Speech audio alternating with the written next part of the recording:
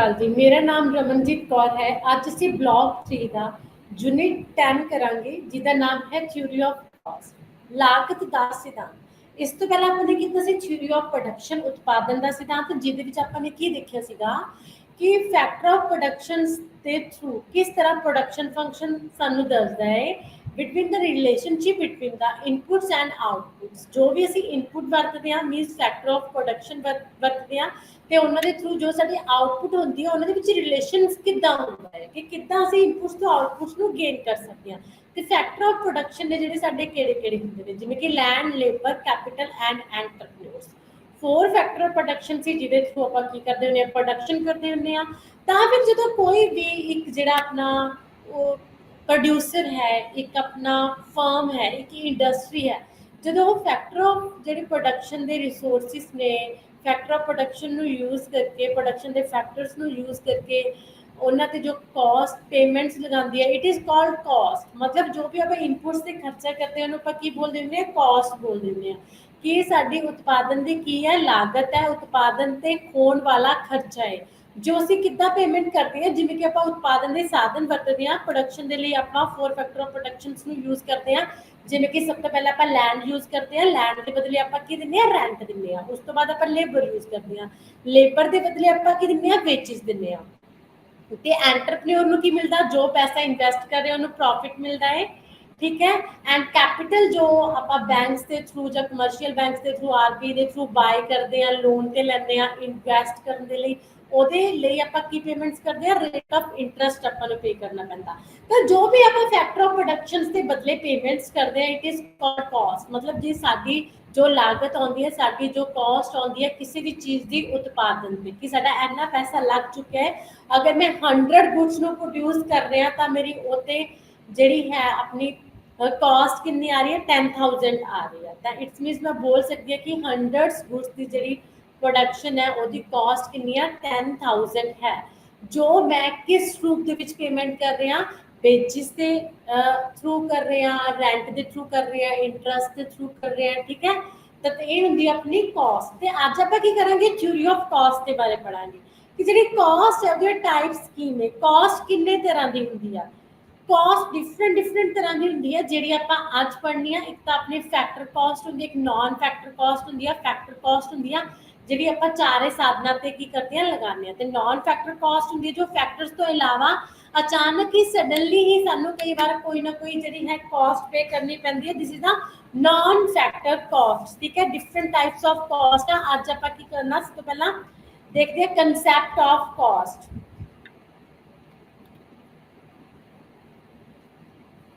Concept of cost ਦੇ ਵਿੱਚ ਤੁਸੀਂ ਦੇਖ ਸਕਦੇ ਹੋ ਕਿ ਸਭ ਤੋਂ ਪਹਿਲਾਂ ਕਿ ਕਾਸਟ ਦੇ ਕੀ ਕੰਸੈਪਟਸ ਨੇ, ਜਿਵੇਂ ਕਿ ਐਵਰੇਜ ਕਾਸਟ ਹੋ ਗਈ ਆਪਣੀ, ਮਾਰਜਨਲ ਕਾਸਟ ਹੋ ਗਈ ਆਪਣੀ, ਠੀਕ ਹੈ। ਇੱਦਾਂ ਦੇ ਡਿਫਰੈਂਟ ਟਾਈਪਸ ਦੇ ਪ੍ਰੋਡਕਟਸ ਹੋ ਸਕਦੇ ਨੇ, ਡਿਫਰੈਂਟ ਟਾਈਪਸ ਦੇ ਕਾਸਟ ਹੋ ਸਕਦੀਆਂ ਨੇ, ਜੋ ਆਪਾਂ ਕੀ ਕਰਾਂਗੇ, 1 ਬਾਈ 1 ਲਰਨ ਕਰਾਂਗੇ, 1 ਬਾਈ 1 ਦੇਖਾਂਗੇ ਕਿਸ ਤਰ੍ਹਾਂ ਦੀਆਂ ਕਾਸਟ ਨੇ ਜਿਹੜੀਆਂ ਆਪਾਂ ਨੂੰ ਦੇਖਣੀਆਂ ਪੈਂਦੀਆਂ ਨੇ। ਤੇ ਸਭ ਤੋਂ ਪਹਿਲਾਂ ਦੇਖੋ ਕੰਸੈਪਟ ਆਫ ਕਾਸਟ ਦੇ ਵਿੱਚ ਕਿਹੜੇ ਟਾਈਪਸ ਦੀਆਂ ਕਾਸਟ ਨੇ। ਤਾਂ ਸਭ ਤੋਂ ਪਹਿਲਾਂ ਹੈ ਮਨੀ ਕਾਸਟ। ਮਨੀ ਕਾਸਟ ਕੀ ਹੁੰਦੀ ਹੈ, ਮਨੀ ਕਾਸਟ ਕੀ ਹੁੰਦੀ ਹੈ, ਸਭ ਤੋਂ ਪਹਿਲਾਂ ਆਪਾਂ ਇਹ ਦੇਖਾਂਗੇ। ਮਨੀ ਕਾਸਟ ਮੀਨਸ ਜੋ ਆਪਾਂ ਨੇ ਕਾਸਟ ਦੀ ਪੇਮੈਂਟਸ ਕਰਨੀਆਂ ਮਨੀ ਦੇ ਥਰੂ, ਵੇਜਿਸ ਦੇ ਥਰੂ, ਕਿ ਆਪਾਂ ਵੇਜਿਸ ਦੇ ਥਰੂ ਕਿੱਦਾਂ ਕਾਸਟ ਪੇਮੈਂਟਸ ਕਰਨੇ ਆ, ਆਪਾਂ with the hand real money ਜਿਵੇਂ ਕਿ ਰੁਪੀਸ ਦੇ ਵਿੱਚ ਪੇਮੈਂਟਸ ਕਰਦੇ ਆ। This is called money wages, ठीक है। एंड उस तो बाद the amount spent in terms of money for the productions of a commodity is called cost, ordinarily in the terms is used for money, this is called money cost, ठीक है। And उस तो बाद real cost ਹੁੰਦੀ ਹੈ ਆਪਣੀ money cost, ਜਿਵੇਂ ਕਿ ਮੈਂ 100 ਗੁੱਡਸ ਦੀ ਪ੍ਰੋਡਕਸ਼ਨ ਕਰ ਰਹੀ ਹਾਂ ਤੇ ਮੈਂ ਉਸ ਤੇ ਇੰਟਰਸਟ, ਲੇਬਰ ਇੰਟਰਸਟ ਦੇ ਰਹੀ ਹਾਂ, ਵੇਜਿਸ ਦੇ ਰਹੀ ਹਾਂ, ਠੀਕ ਹੈ। ਤਾਂ ਜੋ ਵੀ ਮੇਰੀ ਪੇਮੈਂਟਸ ਹੋਏਗੀ ਮੈਂ ਬਾਈ ਹੈਂਡ ਕਰੂੰਗਾ, this is called money cost. ਜਿਵੇਂ ਕਿ 100 ਗੁੱਡਸ ਦੀ ਪ੍ਰੋਡਕਸ਼ਨ ਹੋਈ ਜੋ then 10,000 ਦੀ ਮੇਰੀ ਪ੍ਰੋਡਕਸ਼ਨ ਹੈ। ਤੇ ਉਸ ਤੋਂ ਬਾਅਦ ਹੋ ਗਿਆ ਆਪਣਾ ਮਨੀ ਤੋਂ ਬਾਅਦ ਰੀਅਲ ਕਾਸਟ। ਰੀਅਲ ਕਾਸਟ ਦਾ ਮਤਲਬ ਹੁੰਦਾ ਜੋ ਮੈਂ ਮੈਂਟਲ ਆਪਣੀ ਮੈਂਟਲ ਸੈਕਰੀਫਾਈਸ ਕਰਦਾ ਜਾਂ ਆਪਣੀ ਕਾਸਟ ਸੈਕਰੀਫਾਈਸ ਕਰਦਾ, this is called money cost, ਠੀਕ ਹੈ। तो देखो ਜਿਹੜੇ ਉਤਪਾਦਨ ਹੈ ਕਾਸਟ ਹੈ ਡਿਫਰੈਂਟ ਟਾਈਪਸ ਦੀ ਹੋ ਸਕਦੀ ਆ ਡਿਫਰੈਂਟ ਟਾਈਪਸ ਨੇ ਦੀਆਂ ਤਾਂ ਸਭ ਤੋਂ ਪਹਿਲਾਂ ਉਤਪਾਦਨ ਤੇ ਜੋ ਕਾਸਟ ਹੁੰਦੀ ਕੀ ਆ ਸਭ ਤੋਂ ਪਹਿਲਾਂ ਡੈਫੀਨੇਸ਼ਨ ਵੀ ਦੇਖ ਲਓ ਤੁਸੀਂ ਇਹਦੀ ਤਾਂ ਇੱਕ ਉਤਪਾਦਨ ਰਾਹੀਂ ਕੀਤੇ ਗਏ ਸਾਰੇ ਯਤਨ ਅਤੇ ਬਲੀਦਾਨ ਉਤਪਾਦਨ ਦੀ ਵਾਸਤਵਿਕ ਲਾਗਤ ਹਨ ਜਦ ਕਿ ਇਹਨਾਂ ਪ੍ਰਯਤਨਾਂ ਦੇ ਲਈ ਉਤਪਾਦਨ ਦੇ ਸਾਧਨਾਂ ਨੂੰ ਕੀਤਾ ਜਾਣ ਵਾਲਾ ਭੁਗਤਾਨ ਉਤਪਾਦਨ ਦੇ ਖਰਚੇ ਹਨ मतलब जो अपने कोई भी उत्पादन करना है किसी चीज़ की प्रोडक्शन करनी है तो आप बहुत सारे एफर्ट्स करते हैं सैक्रीफाइसिस करते हैं तो अपने जो भी एफर्ट्स होंगे ने चाहे वो मनी के बेस पे हो चाहे अपने सैक्रीफाइसिस हो उत्पादन के लिए ठीक है चाहे अपनी रियल कॉस्ट लगी हो रियल लागत लगी हो तो डिफरेंट टाइप्स के जो अपने प्रयत्न ने आप उत्पादन के साधना यूज करन ते ਜਿਹੜੇ ਕਰਦੇ ਆ ਉਹਨਾਂ ਦੇ ਲਈ ਉਹਨਾਂ ਦਾ ਭੁਗਤਾਨ ਕਰਦੇ ਉਤਪਾਦਨ ਦੇ ਸਾਧਨਾਂ ਦੇ ਵਾਲੇ that is called cost of production ਇਹਨੂੰ ਆਪਾਂ ਕੀ ਬੋਲਦੇ ਕਿ ਸਾਡੀ प्रोडक्शन ਦੀ ਇੰਨੀ ਕੀ ਹੈ ਕਾਸਟ ਹੈ ਮੈਂ ਇੰਨਾ ਸੈਕਰੀਫਾਈਸ ਕੀਤਾ ਹੈ ਮੈਂ ਇੰਨਾ ਪੈਸਾ ਦਿੱਤਾ ਹੈ ਮੈਂ ਵੇਜ ਦਿੱਤੀਆਂ ਨੇ ਮੈਂ ਇੰਨਾ ਰੈਂਟ ਦਿੱਤਾ ਹੈ ਠੀਕ ਹੈ ਤਾਂ ਮੈਨੂੰ ਇੰਨਾ ਰਿਸਕ ਸੀਗਾ ਦਿਸ ਇਜ਼ ਕਾਲਡ ਕਾਸਟ ਇਹ ਸਾਰੀ ਕਿਹਦੇ ਵਿੱਚ ਆਉਂਦੀ ਪਰ ਕਾਸਟ ਵਿੱਚ ਆਉਂਦੀ ਹੈ ਕਿ ਉਤਪਾਦਨ ਦੇ ਸਾਡੇ ਕਿੰਨੀਆਂ ਲਾਗਤਾਂ ਹੋਈਆਂ ਨੇ ਤਾਂ ਲਾਗਤਾਂ ਦਾ ਵਰਗੀਕਰਨ ਜਿਵੇਂ ਕਿ ਮੈਂ ਪਹਿਲਾਂ ਹੀ ਦੱਸ ਚੁੱਕੀ ਹਾਂ ਕਲਾਸੀਫਿਕੇਸ਼ਨ ਆਫ ਕਾਸਟ ਕਿ ਆਪਾਂ ਨੇ ਜਿਹੜੀ ਕਾਸਟ ਆਫ ਪ੍ਰੋਡਕਸ਼ਨ ਹੈ ਉਹਨੂੰ ਕਿੱਦਾਂ ਕਲਾਸੀਫਾਈ ਕੀਤਾ डिफरेंट टाइप्स की कॉस्ट हो सकती this is are long questions ठीक है तो अपन पूछ सकते हैं डिफरेंट टाइप्स ऑफ कॉस्ट तो सब तो पहले की आती है जिवें कि मैं तुहानू दस्सिया कि मनी कॉस्ट ਨੂੰ ਆਪਾਂ ਮੌਦਰਿਕ ਲਾਗਤ ਬੋਲਦੇ ਹਾਂ ਮੌਦਰਿਕ ਲਾਗਤ ਮਤਲਬ ਕਹਿੰਦੇ amount of money spend in terms of money ਕੋਈ ਵੀ ਮਤਲਬ ਜਦੋਂ ਆਪਾਂ ਪੇਮੈਂਟਸ ਕਰਦੇ ਆ ਤਾਂ ਮਨੀ ਦੇ ਟਰਮਸ ਦੇ ਵਿੱਚ ਕਰਦੇ ਆ that is called money cost ठीक है जिमें कि की हो गया वेजिस हो गया अपना रेंट हो गया अपना कैपिटल हो गया अपना प्रॉफिट हो गया क्योंकि अपना जो भी ये हो गया wages paid for the labours and rent for the paid for the premises and expenditure of raw material transportation cost आ गई पेमेंट्स ऑफ पावर आ गई लाइट आ गई ठीक है तो फ्यूल आ गई जो सारी पेमेंट्स ने आप बाय हैंड करते हैं हैंड के थ्रू मनी के थ्रू करते हैं transactions that is called money cost ठीक है एंड उस तो बाद सेकंड टाइप की होती है अपनी रियल कॉस्ट की होता वास्तविक लागत जो अपने नाल अपनी बॉडी दे नाल फिजिकली जो चीज़ां अटैच नहीं ठीक है कहने दा mental and physical efforts and sacrifices undergo with a view to producing a commodity are its real cost ਮਤਲਬ ਜਦੋਂ ਆਪਾਂ ਕਿਸੇ ਵੀ ਗੁੱਡਸ ਦੀ ਪ੍ਰੋਡਕਸ਼ਨ ਕਰਦੇ ਆ ਤਾਂ ਆਪਾਂ ਨੂੰ ਜੋ ਵੀ ਮੈਂਟਲ ਸਟ੍ਰੈਸ ਹੁੰਦਾ ਮੈਂਟਲ ਸੈਕਰੀਫਾਈਸਿਸ ਪੇ ਕਰਨੇ ਪੈਂਦੇ ਨੇ ਠੀਕ ਹੈ ਤਾਂ it is called real cost ਕਿ ਮੈਨੂੰ ਇੰਨਾ ਰਿਸਕ ਸੀਗਾ ਇੰਨਾ ਮੈਨੂੰ ਟੈਨਸ਼ਨ ਸੀਗੀ ਠੀਕ ਹੈ ਤਾਂ ਮੈਨੂੰ ਇਹ ਮੈਂਟਲੀ ਪ੍ਰੋਬਲਮ ਆਈਆਂ ਤਾਂ ਇਹਦੇ ਵਿੱਚ ਜੋ ਵੀ ਪੇਨਸ ਹੁੰਦੇ ਨੇ ਆਪਾਂ ਡਿਸਕੰਫਰਟ ਹੁੰਦੇ ਆ ਡਿਸਕੰਫਰਟਸ ਮੀਨਸ ਜਦੋਂ ਆਪਾਂ ਆਪਣਾ ਲੱਖਾਂ ਕਰੋੜਾਂ ਪੈਸਾ ਬਿਜ਼ਨਸ ਦੇ ਵਿੱਚ ਇਨਵੈਸਟ ਕਰਦੇ ਆ ਤਾਂ ਆਪਾਂ ਪਹਿਲਾਂ ਡਿਸਕੰਫਰਟ ਜ਼ੋਨ ਦੇ ਵਿੱਚ ਹੁੰਦੇ ਮਤਲਬ ਆਪਾਂ ਨੂੰ ਇਹ ਨਹੀਂ ਪਤਾ ਹੁੰਦਾ ਕਿ ਮੈਨੂੰ ਜੋ ਮੈਂ ਬਿਜ਼ਨਸ ਸਟਾਰਟ ਕੀਤਾ ਜੋ ਮੈਂ ਪ੍ਰੋਡਕਸ਼ਨ ਸਟਾਰਟ ਕੀਤੀ ਉਹਦੇ ਵਿੱਚ ਮੈਨੂੰ ਪ੍ਰੋਫਿਟ ਹੋਏਗਾ ਜਾਂ ਫਿਰ ਲਾਸ ਹੋਏਗਾ ਠੀਕ ਹੈ ਦਿਸ ਇਜ਼ ਅ ਡਿਸਕੰਫਰਟ ਜਦ ਕਿ ਜੇ ਮੈਨੂੰ ਹੁਣ ਪ੍ਰੋਫਿਟ ਹੋਣ ਲੱਗੇ ਤਦ ਮੈਂ ਡਿਸਕੰਫਰਟ ਤੋਂ ਹੌਲੀ ਹੌਲੀ ਕੰਫਰਟ ਜ਼ੋਨ ਦੇ ਵਿੱਚ ਆਉਂਦੀ ਹਾਂ ਠੀਕ ਹੈ then फिर कहते actually involve in supplying the factor of production कितनी सप्लाई करनी है डिमांड उन्नी बढ़ेगी भी या नहीं बढ़ेगी जो डिमांड घट गई तो मेरे शॉप मेरा अनसोल्ड पिया रह जाएगा तो ऑनर ਨੂੰ जो भी मेंटली स्ट्रेस ਹੁੰਦਾ बिजनेस ਦੇ time that is called real cost and ਉਸ ਤੋਂ ਬਾਅਦ ਦੇਖੋ ਜਿਹੜੀ ਮੌਦਰਿਕ ਲਾਗਤ ਹੁੰਦੀ ਹੈ ਮੌਦਰਿਕ ਲਾਗਤ ਦੇ ਵਿੱਚ ਵੀ two types cost ਹੁੰਦੀ ਹੈ explicit cost ਇੱਕ ਹੁੰਦੀ ਹੈ implicit cost जी ਇਹਦੇ ਵਿੱਚ ਆ ਸਕਦਾ ਤੁਹਾਨੂੰ ਸ਼ਾਰਟ ਦੇ ਵਿੱਚ difference between implicit and explicit cost explicit cost ਕਿਹੜੀ ਹੈ ਜਿਹਨੂੰ ਆਪਾਂ ਬਾਹਰੀ ਲਾਗਤ ਬੋਲਦੇ ਆ ਤੇ ਇੰਪਲਿਸਟ ਕਾਸਟ ਕਿਹੜੀ ਹੈ ਜਿਹੜੀ ਅੰਦਰੂਨੀ ਲਾਗਤ ਹੁੰਦੀ ਆ ਬਾਹਰੀ ਲਾਗਤ ਮੀਨਸ ਐਕਸਪਲਿਸਟ ਕਾਸਟ ਦਾ ਮਤਲਬ ਕੀ ਹੁੰਦਾ ਹੈ ਕਿ ਜਦੋਂ ਆਪਾਂ ਕੋਈ ਨਿਊ ਬਿਜ਼ਨਸ ਸਟਾਰਟ ਕੀਤਾ ਜਦੋਂ ਆਪਾਂ ਨੇ ਜਿਹੜੇ ਫੈਕਟਰ ਆਫ ਪ੍ਰੋਡਕਸ਼ਨਸ ਨੇ ਕੁਝ ਫੈਕਟਰ ਆਫ ਪ੍ਰੋਡਕਸ਼ਨ ਤਾਂ ਸਾਡੇ ਕੋਲ ਹੁੰਦੇ ਨੇ जो आप खुद के ओन यूज करते हैं जो प्रोड्यूसर खुद के यूज करता है लेकिन कुछ फैक्टर ऑफ प्रोडक्शन सानू बाहर तो हायर करने पैंदे ने बाहर तो हायर किहड़ियां चीज़ां करनी पैंदियां ने जिवें कि आपां नूं लेबर बाहर तो हायर करनी पैंदी है साडे कोल कि लेबर नहीं हुंदी जां फिर सानू रॉ मटीरियल बाहर तो हायर करना पैंदा है ठीक है ਤੇ ਮਸ਼ੀਨਾਂ ਬਾਹਰ ਤੋਂ ਹਾਇਰ ਕਰਨੀਆਂ ਪੈਂਦੀਆਂ ਨੇ ਜਿਹੜੀਆਂ ਚੀਜ਼ਾਂ ਅਸੀਂ ਬਾਹਰ ਤੋਂ ਹਾਇਰ ਕਰਦੇ ਆ ਤੇ ਉਹਨੂੰ ਉਹਨਾਂ ਦੇ ਬਦਲੇ ਪੇਮੈਂਟਸ ਕਰਦੇ ਆ that is called explicit cost कि ਅਸੀਂ ਬਾਹਰ ਤੋਂ ਚੀਜ਼ਾਂ ਨੂੰ ਯੂਜ਼ ਕਰ ਰਹੇ ਹਾਂ, ਬਾਹਰ ਤੋਂ ਰਿਸੋਰਸਿਸ ਨੂੰ ਲੈ ਰਹੇ ਹਾਂ ਤੇ ਉਹਨਾਂ ਦੇ ਬਦਲੇ ਬਾਹਰ ਹੀ पेमेंट्स कर रहे हैं। That is called explicit cost की बाहरी लागतां जो साडियां पेमेंट्स बाहर जा रही ने। एंड इम्प्लिसिट कॉस्ट जो मेरिया खुद दियां अंदरूनी लागतां ने, मतलब जो मेरे को है, मेरे को खुद दी ओन लैंड है, मेरे को खुद दी ओन लैंड है, मैं लैंड का कोई बाहर रेंट नहीं दे रहा, ठीक है, मैं खुद दी लैंड यूज कर रहा बिल्डिंग सैटअप करने लिए, ठीक है, तो मेरे को खुद दी कुछ लेबर है, तो this is called implicit cost क्योंकि मेरी कितने ना कितने ये लागत भी इंक्लूडेड है क्योंकि मैं अपनी खुद दी लैंड दी यूज कर रहा जिसकी वैल्यू है लेकिन बाहर तो नहीं हायर कर रहा, लेकिन अगर मैं किसी को बाहर दे सका तो मैनू रेंट मिल सकता सी, लेकिन वही दी पेमेंट्स मैं खुद दी लैंड तो कर रहा तो मेरी जी कॉस्ट है बाहर नहीं जा रही, वो मेरी this is a implicit cost अंदरूनी लागत। इम्प्लिसिट कॉस्ट ਨੂੰ 3 ਪਾਰਟਸ ਦੇ ਵਿੱਚ ਡਿਵਾਈਡ ਕੀਤਾ ਹੋਇਆ ਕਿ ਇੱਕ ਤਾਂ ਹੁੰਦੀ ਹੈ ਟੋਟਲ ਕਾਸਟ, ਟੋਟਲ ਜੋ ਮੇਰੀ ਕਾਸਟ ਹੈ ਗੁड्स ਦੀ ਪ੍ਰੋਡਕਸ਼ਨ ਤੇ, ਐਂਡ ਐਵਰੇਜ ਕਾਸਟ ਜੋ ਇੱਕ ਕਮੋਡਿਟੀ ਦੀ ਪ੍ਰੋਡਕਸ਼ਨ ਤੇ ਕਾਸਟ ਹੈ, ਐਂਡ ਮਾਰਜਨਲ ਕਾਸਟ ਜੋ ਇੱਕ ਯੂਨਿਟ ਨੂੰ ਜ਼ਿਆਦਾ ਪ੍ਰੋਡਿਊਸ ਕਰਨ ਦੇ ਨਾਲ ਕਾਸਟ ਹੁੰਦੀ ਹੈ। ਠੀਕ ਹੈ, ਇਹ 3 ਤਰ੍ਹਾਂ ਦੀਆਂ ਜਿਹੜੀਆਂ ਆਪਾਂ ਨੇ ਕਾਸਟ ਨੇ ਆਪਾਂ ਦੇਖਾਂਗੇ ਤੇ ਇਸ ਤੋਂ ਇਲਾਵਾ ਹੋਰ ਵੀ ਡਿਫਰੈਂਟ ਟਾਈਪਸ ਆਫ ਕਾਸਟ ਹੁੰਦੀਆਂ ਨੇ ਜਿਵੇਂ ਕਿ ਓਪਰਚੁਨਿਟੀ ਕਾਸਟ। अपॉर्चुनिटी कॉस्ट की होंदी आ जिन्हों आप अवसर लागत कहते हैं। अपॉर्चुनिटी कॉस्ट होंदी आ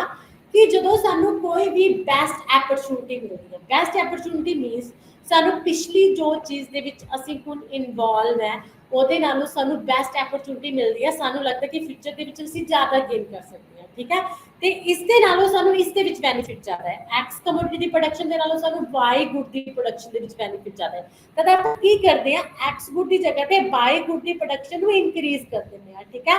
एक्स गुड की क्वांटिटी ਨੂੰ ਘਟਾਉਂਦੇ ਆ ਤੇ वाई गुड की क्वांटिटी ਨੂੰ ਕੀ ਕਰਦੇ ਆ ਇਨਕਰੀਜ਼ ਕਰਦੇ ਆ, ਜਾਂ वाई गुड की क्वांटिटी ਨੂੰ ਘਟਾਉਂਦੇ ਆ एक्स गुड की क्वांटिटी ਨੂੰ ਇਨਕਰੀਜ਼ ਕਰਦੇ ਆ। This is called opportunity cost. For example जिमें कि मैं पहला जॉब कर रही सी, एक कॉलेज ਦੇ ਵਿੱਚ जॉब कर रही सी, मैंने पीएन की जॉब मिली सी किसी पर्सन ਨੂੰ, ठीक है, मान लो किसी पर्सन ਨੂੰ पीएन की जॉब मिली है तो 7000 किया लै रहे एक मंथ का, उन्होंने किया एक कॉलेज तो इलावा उन्होंने एक बैंक ਦੇ ਵਿੱਚ जॉब मिल गई आ, बैंक ਦੇ ਵਿੱਚ ਕੀ ਉਹਦੀ ਮੰਥਲੀ ਸੈਲਰੀ 10000 है, तब वो की करेगा 7000 वाली जॉब ਨੂੰ ਛੱਡ ਕੇ 10000 वाली जॉब ਤੇ ਜਾਏਗਾ क्योंकि 10000 ਦੇ ਵਿੱਚ ਕੀ ਉਹਨੂੰ 7 ਦੇ ਨਾਲੋਂ 3000 ਐਕਸਟਰਾ ਮਿਲ ਰਿਹਾ, तब वो 10000 ਦੀ अपॉर्चुनिटी कॉस्ट की होएगी 7000 होएगी, मतलब उन्हें 10000 ਦੇ ਲਈ किस चीज़ ਨੂੰ ਛੱਡਿਆ, ਕਿਹੜੀ अपॉर्चुनिटी ਨੂੰ ਛੱਡਿਆ 7000 ਦੀ अपॉर्चुनिटी ਨੂੰ ਛੱਡਿਆ, then ਜਿਹੜੀ 7000 ਉਹ ਕੀ ਉਹਦੀ ਕਾਸਟ ਹੈ, 7000 ਦੇ ਬਦਲੇ ਉਹ 10000 ਦੀ ਜੌਬ ਨੂੰ ਲੈ ਰਹੇ ਹੈ, ਤਾਂ ਕੀ ਹੈ ਜਿਹੜੀ ਉਹ 3 अपना इंक्लूड ਹੁੰਦਾ ਹੈ ਉਹਦੇ ਲਈ ਉਹਨੇ 7 ਨੂੰ ਛੱਡਿਆ ਹੈ, 7 ਤੋਂ ਕੀ 3 ਉਹਨੂੰ ਐਕਸਟਰਾ ਮਿਲ ਗਿਆ। ਤਾਂ ਜਦੋਂ ਬੈਸਟ अपॉर्चुनिटी ਲੈਣੀ ਹੈ ਕਿਸੇ ਬੈਸਟ अपॉर्चुनिटी ਦੇ ਲਈ ਪਿਛਲੀ अपॉर्चुनिटी ਨੂੰ ਛੱਡਦੇ ਆ, ਤਾਂ ਜਿਹੜੀ ਆਪਾਂ अपॉर्चुनिटी ਛੱਡਦੇ ਆ ਉਹ ਉਸ ਬੈਸਟ ਦੇ ਕੀ ਹੁੰਦੀ ਹੈ अपॉर्चुनिटी ਕਾਸਟ ਹੁੰਦੀ ਹੈ। ਜਿਵੇਂ ਕਿ ਤੁਸੀਂ ਇਸ ਡਾਇਗਰਾਮ ਦੇ ਵਿੱਚ ਵੀ ਦੇਖ ਸਕਦੇ ਹੋ ਕਿ ਜਦੋਂ ਆਪਾਂ ਕੀ ਕਰਦੇ ਆ ਐਕਸ ਗੁੱਡ ਦੀ ਕੁਆਂਟੀਟੀ ਨੂੰ ਇਨਕਰੀਜ਼ ਕਰਨ ਦੇ ਲਈ ਵਾਈ ਗੁੱਡ ਦੀ ਜਿੰਨੀ ਕੁਆਂਟੀਟੀ ਨੂੰ ਡਿਕਰੀਜ਼ ਕਰਾਂਗੇ ਤਾਂ ਉਹ ਐਕਸ ਗੁੱਡ ਦੀ ਕੀ ਹੋਏਗੀ अपॉर्चुनिटी ਕਾਸਟ ਹੋਏਗਾ। ਜਿਵੇਂ ਕਿ ਤੁਸੀਂ ਫॉर एग्जांपल ਇਸ ਡਾਇਗਰਾਮ ਦੇ ਵਿੱਚ ਦੇਖ ਸਕਦੇ ਹੋ ਉਹ ਐਕਸ ਅਕਸ਼ ਤੇ ਯੂਨਿਟਸ ਆਫ ਕਲੋਥ ਲਿਖੇ ਹੋਏ ਨੇ, ਉਹ ਵਾਈ ਅਕਸ਼ ਤੇ ਯੂਨਿਟਸ ਆਫ ਰੋਟੀ ਲਿਖੀ ਹੋਈ ਆ, ਠੀਕ ਹੈ, ਤਾਂ ਦੇਖੋ जब क्लोथ की प्रोडक्शन हो रही है एक पासे रोटी बन रही है, तो ये कि यूनिट्स ऑफ क्लोथ मैं पहला 20 अपने बना रहे हैं, ठीक है, 20 कपड़े बना रहे हैं, तो अब मैं 120 रोटी बना रही हूँ, ठीक है, तो मैं जी अपनी मेरी प्रोडक्शन कर्व है वो की है AF है, ठीक है, तो C पॉइंट के कॉम्बीनेशन में चूज किया जिथे 120 रोटीज एंड 20 क्लोथ बन रहे हैं। ਤੇ ਹੁਣ ਮੈਨੂੰ ਕੀ ਲੱਗਦਾ ਕਿ ਕਲੋਥ ਦੀ ਜਿਹੜੀ ਪ੍ਰਾਈਸਿਸ ਹੈ ਉਹ ਹਾਈ ਨੇ ਤੇ ਕਲੋਥ ਤੋਂ ਮੈਨੂੰ ਜ਼ਿਆਦਾ ਰੈਵਨਿਊ ਮਿਲ ਰਿਹਾ, ਮਤਲਬ ਕਲੋਥ ਦੀ ਪ੍ਰੋਡਕਸ਼ਨ ਦੇ ਵਿੱਚ ਮੈਨੂੰ ਬੈਨੀਫਿਟ ਹੈ ਰੋਟੀ ਦੇ ਨਾਲ, ਠੀਕ ਹੈ, ਕਿਉਂਕਿ ਕਲੋਥ ਬਹੁਤ ਕਾਸਟਲੀ ਸੇਲ ਹੋ ਰਿਹਾ। तब मैं की करूँगा दोनों ਨੂੰ कंपेयर करके कि मैंने क्लोथ की प्रोडक्शन ਦੇ ਵਿੱਚ बेनिफिट है, लेकिन रिसोर्सिस की मेरे को की है स्कार्सिटी है, रिसोर्सिस मेरे को घट ने, ਜਾਂ मैं पैसा उधर इन्वेस्ट कर सकता ਜਾਂ मैं उधर कर सकता। फिर मैं की करूँगा अपनी रोटी की क्वांटिटी ਨੂੰ थोड़ा ਜਿਹਾ की कर दूंगा घटा दूंगा। पहला 120 रोटी बना रही थी, उतों की मैं 90 रोटी बनानी स्टार्ट कर दी, ठीक है। ਤੇ ਉਹ ਜਿੰਨੀ ਮੈਂ 30 ਰੋਟੀਜ਼ ਘਟਾਈਆਂ ਉਹਦੇ ਨਾਲ ਮੇਰੀ ਕਲੋਥ ਦੀ 10 ਮੀਟਰ ਕਲੋਥ ਦੀ ਪ੍ਰੋਡਕਸ਼ਨ ਵਧ ਗਈ। 20 to 30 ਮੈਂ ਕਲੋਥ ਦੀ ਪ੍ਰੋਡਕਸ਼ਨ ਵਧਾ ਦਿੱਤੀ। ਤਾਂ ਜਿਹੜੀ ਮੈਂ 10 ਮੀਟਰ ਕਲੋਥ ਦੀ ਪ੍ਰੋਡਕਸ਼ਨ ਵਧਾਈ ਆ 20 to 30 ਕਰਨ ਦੇ ਲਈ 10 ਮੀਟਰ ਕਲੋਥ ਵਧਾਉਣ ਦੇ ਲਈ ਉਹਦੀ ਮੈਂ ਆਪਰਚੁਨਿਟੀ ਕਾਸਟ ਕਿੰਨੀ ਸੀਗੀ 30 ਰੋਟੀਜ਼ ਸੀਗੀਆਂ। ਕਿਉਂਕਿ ਮੈਂ 120 to 19 ਰੋਟੀਆਂ ਬਣਾਉਣੀਆਂ ਸਟਾਰਟ ਕੀਤੀਆਂ। 30 ਰੋਟੀਆਂ ਘਟਾਈਆਂ। ਉਹ 30 ਰੋਟੀ ਦੇ ਬਦਲੇ ਮੈਂ 10 ਮੀਟਰਸ ਕੱਪੜਾ ਕੀ ਕੀਤਾ ਜ਼ਿਆਦਾ ਪ੍ਰੋਡਿਊਸ ਕੀਤਾ। ਠੀਕ ਹੈ। 10 ਆਪਾਂ ਬੋਲ ਸਕਦੇ ਕਿ 10 ਮੀਟਰਸ ਕੱਪੜੇ ਦੀ ਓਪਰਚੁਨਿਟੀ ਕਾਸਟ ਕੀ ਹੈ 30 ਰੋਟੀਜ਼ ਨੇ। ਕਿਉਂਕਿ ਮੈਂ ਐਕਸ ਗੁੱਡ ਦੀ ਜ਼ਿਆਦਾ ਪ੍ਰੋਡਕਸ਼ਨ ਕਰਨ ਦੇ ਲਈ 22 ਗੁੱਡ ਦੀਆਂ 30 ਜਿਹੜੀਆਂ ਰੋਟੀਜ਼ ਨੇ ਉਹ ਕੀ ਕੀਤੀਆਂ ਘੱਟ ਆਈਆਂ। ਕਿਉਂਕਿ ਮੈਨੂੰ ਕਲੋਥ ਦੀ ਪ੍ਰੋਡਕਸ਼ਨ ਦੇ ਵਿੱਚ ਜ਼ਿਆਦਾ ਬੈਨੀਫਿਟ ਸੀਗਾ ਕਿਹਦੇ ਨਾਲੋਂ ਰੋਟੀ ਦੀ ਪ੍ਰੋਡਕਸ਼ਨ ਸੇ। ਠੀਕ ਹੈ। ਇਹ ਤਾਂ ਸੀਗੀ ਓਪਰਚੁਨਿਟੀ ਕਾਸਟ ਕਿ ਆਪਾਂ ਕਿਹੜੀ ਓਪਰਚੁਨਿਟੀ ਨੂੰ ਚੂਜ਼ ਕਰਨਾ। ਉਸ ਤੋਂ ਬਾਅਦ ਹੁੰਦੀ ਇੱਕ ਅਕਾਊਂਟਿੰਗ ਕਾਸਟ ਤੇ ਬਿਜ਼ਨਸ ਕਾਸਟ। ਅਕਾਊਂਟਿੰਗ ਕਾਸਟ ਜੋ ਆਪਾਂ ਆਪਣੇ ਬਿਜ਼ਨਸ ਦੀਆਂ ਰੈਗੂਲਰ ਐਕਟੀਵਿਟੀਜ਼ ਦੇ ਲਈ ਠੀਕ ਹੈ ਫੈਕਟਰ ਤੇ ਨੋਨ ਫੈਕਟਰ ਜਿਹੜੇ ਰਿਸੋਰਸਿਸ ਨੇ ਉਹਨਾਂ ਦੇ ਲਈ ਆਪਾਂ ਜਾਂ ਡੈਪਰੀਸੀਏਸ਼ਨ ਦੇ ਲਈ ਜਾਂ ਅਦਰ ਬੁਕਿੰਗ ਐਂਟਰੀਜ਼ ਦੇ ਲਈ ਜੋ ਵੀ ਆਪਣੀ ਕਾਸਟ ਆਉਂਦੀ ਆ ਬਿਜ਼ਨਸ ਚਲਾਉਂਦੇ times that is accounting cost and business cost. ਤੇ ਉਸ ਤੋਂ ਇਲਾਵਾ ਇੱਕ ਹੁੰਦੀ ਆਪਣੀ ਇਕਨੋਮਿਕ ਕਾਸਟ। ਇਕਨੋਮਿਕ ਕਾਸਟ ਹੁੰਦੀ ਆ economic cost included both accounting cost and opportunity cost। accounting cost ਤੁਹਾਨੂੰ ਪਤਾ ਹੈ ਕਿ ਰੈਗੂਲਰੀ ਬਿਜ਼ਨਸ ਐਕਟੀਵਿਟੀਜ਼ ਤੇ ਜੋ ਵੀ ਕਾਸਟ ਪੇਮੈਂਟ ਹੁੰਦੀ ਆ ਚਾਹੇ ਐਂਟਰੀਜ਼ ਦੇ ਚਾਹੇ ਆਪਣਾ ਡੈਪਰੀਸੀਏਸ਼ਨ ਆ ਚਾਹੇ ਫੈਕਟਰ ਤੇ ਨਾਨ ਫੈਕਟਰ ਰਿਸੋਰਸਿਸ ਦੇ ਹੋਣ ਬਾਰੇ ਠੀਕ ਹੈ। ਜਦੋਂ ਆਪਾਂ ਅਕਾਊਂਟਿੰਗ ਕਾਸਟ ਤੇ ਆਪਣੀ ਓਪਰਚੁਨਿਟੀ ਕਾਸਟ ਉਹਨਾਂ ਦਾ ਪਲੱਸ ਕਰਾਂਗੇ that is called ਆਪਣੀ ਕੀ ਹੁੰਦੀ ਆ that is called economic। ਤੇ ਉਸ ਤੋਂ ਬਾਅਦ ਇੱਕ ਹੁੰਦੀ ਹੈ ਸੋਸ਼ਲ ਕਾਸਟ। ਸੋਸ਼ਲ ਕਾਸਟ ਹੁੰਦੀ ਆ ਮਤਲਬ total caste of society of N economic activities. ਜਦੋਂ ਕੋਈ ਵੀ ਇਕਨੋਮਿਕ ਐਕਟੀਵਿਟੀਜ਼ ਹੁੰਦੀ ਆ ਤਾਂ ਸੋਸ਼ਲੀ ਸਾਨੂੰ ਕੁਛ ਨਾ ਕੁਛ ਕਾਸਟ ਪੇ ਕਰਨੀ ਪੈਂਦੀ। ਜਿਵੇਂ ਕਿ ਮੰਨ ਲਓ ਕਿ ਇੰਡਸਟਰੀਅਲ ਏਰੀਆ ਦੇ ਵਿੱਚ ਕੀ ਆ ਡਿਫਰੈਂਟ ਟਾਈਪਸ ਆਫ ਪੋਲਿਊਸ਼ਨ ਹੁੰਦਾ ਹੈ। ਏਅਰ ਪੋਲਿਊਸ਼ਨ ਹੁੰਦਾ ਹੈ ਨੋਇਜ਼ ਪੋਲਿਊਸ਼ਨ ਹੁੰਦਾ ਹੈ। ਏਅਰ ਪੋਲਿਊਸ਼ਨ ਦੇ ਕਾਰਨ ਕੀ ਹੁੰਦਾ ਹੈ ਜੋ ਆਪਣੇ ਜੋ ਕਾਲਕ ਹੈ ਫੈਕਟਰੀ ਤੋਂ ਨਿਕਲਣ ਵਾਲਾ ਸਮੋਕ ਹੈ ਉਹ ਵਾਈਟ ਕੱਪੜਿਆਂ ਤੇ ਪੈ ਜਾਂਦਾ ਹੈ। ਕੱਪੜੇ ਆਪਣੇ ਖਰਾਬ ਹੋਣ ਲੱਗ ਜਾਂਦੇ ਨੇ। ਆਪਾਂ ਉਹਨਾਂ ਨੂੰ ਦੁਬਾਰਾ ਵਾਸ਼ ਕਰਦੇ ਹਾਂ ਜਾਂ ਫਿਰ ਅੰਦਰ ਪਾਉਂਦੇ ਹਾਂ। ਠੀਕ ਹੈ। ਦੁਬਾਰਾ ਵਾਸ਼ਿੰਗ ਤੇ ਜੋ ਖਰਚਾ ਹੁੰਦਾ ਜਾਂ ਫਿਰ ਆਪਣੇ ਏਅਰ ਤੇ ਵਾਟਰ ਪੋਲਿਊਸ਼ਨ ਦੇ ਕਾਰਨ ਆਪਾਂ ਨੂੰ ਡਿਫਰੈਂਟ ਟਾਈਪਸ ਆਫ ਅਸਥਮਾ ਵਰਗੀਆਂ ਪ੍ਰੋਬਲਮਸ ਆਉਂਦੀਆਂ ਨੇ। ਤਾਂ ਅਸਥਮਾ ਤੇ ਵੀ ਸਾਡੀ ਕੁਛ ਨਾ ਕੁਛ ਫਿਰ ਟ੍ਰੀਟਮੈਂਟ ਦੇ ਲਈ ਖਰਚਾ ਹੁੰਦਾ ਹੈ। ਜਾਂ ਫਿਰ ਆਪਾਂ ਏਅਰ ਤੇ ਵਾਟਰ ਪੋਲਿਊਸ਼ਨਸ ਨੂੰ ਜਾਂ ਆਪਣਾ ਐਨੀ ਟਾਈਪ ਆਫ ਪੋਲਿਊਸ਼ਨਸ ਨੂੰ ਕੰਟਰੋਲ ਕਰਨ ਦੇ ਲਈ ਸੋਸਾਇਟੀ ਦੇ ਵਿੱਚ ਡਿਫਰੈਂਟ ਟੈਕਨੀਕਸ ਨੂੰ ਵਰਤਦੇ ਆ। ਠੀਕ ਹੈ। ਉਹ ਸਾਰੇ ਤਰ੍ਹਾਂ ਦੀ ਜੋ ਆਪਣੀ ਕਾਸਟ ਆਉਂਦੀ ਹੈ that is called social cost ਜੋ ਸੋਸ਼ਲੀ ਇਨਵਾਇਰਨਮੈਂਟ ਨੂੰ ਆਪਾਂ ਠੀਕ ਕਰਨ ਦੇ ਲਈ। ਅੱਗੇ ਅੱਗੇ ਪ੍ਰਾਈਵੇਟ ਕਾਸਟ ਕਹਿੰਦੇ ਇੱਕ ਇੰਡੀਵਿਜੂਅਲ ਤੇ ਇੱਕ ਫਰਮ ਤੇ ਇੱਕ ਪੀਪਲ ਦੀ ਖੁਦ ਦੀ ਕਾਸਟ ਨੂੰ ਆਪਾਂ ਕੀ ਕਹਿੰਦੇ ਆ ਪ੍ਰਾਈਵੇਟ ਕਾਸਟ ਕਹਿੰਦੇ ਆ ਕਿ ਇਸ ਬੰਦੇ ਨੇ ਆਪਣਾ ਖੁਦ ਦਾ ਬਿਜ਼ਨਸ ਸੈੱਟ ਕੀਤਾ ਖੁਦ ਇਨਕਮ ਲਗਾਈ ਹੈ ਇਸਨੇ ਆਪਣੀ। ਠੀਕ ਹੈ। that is called private cost।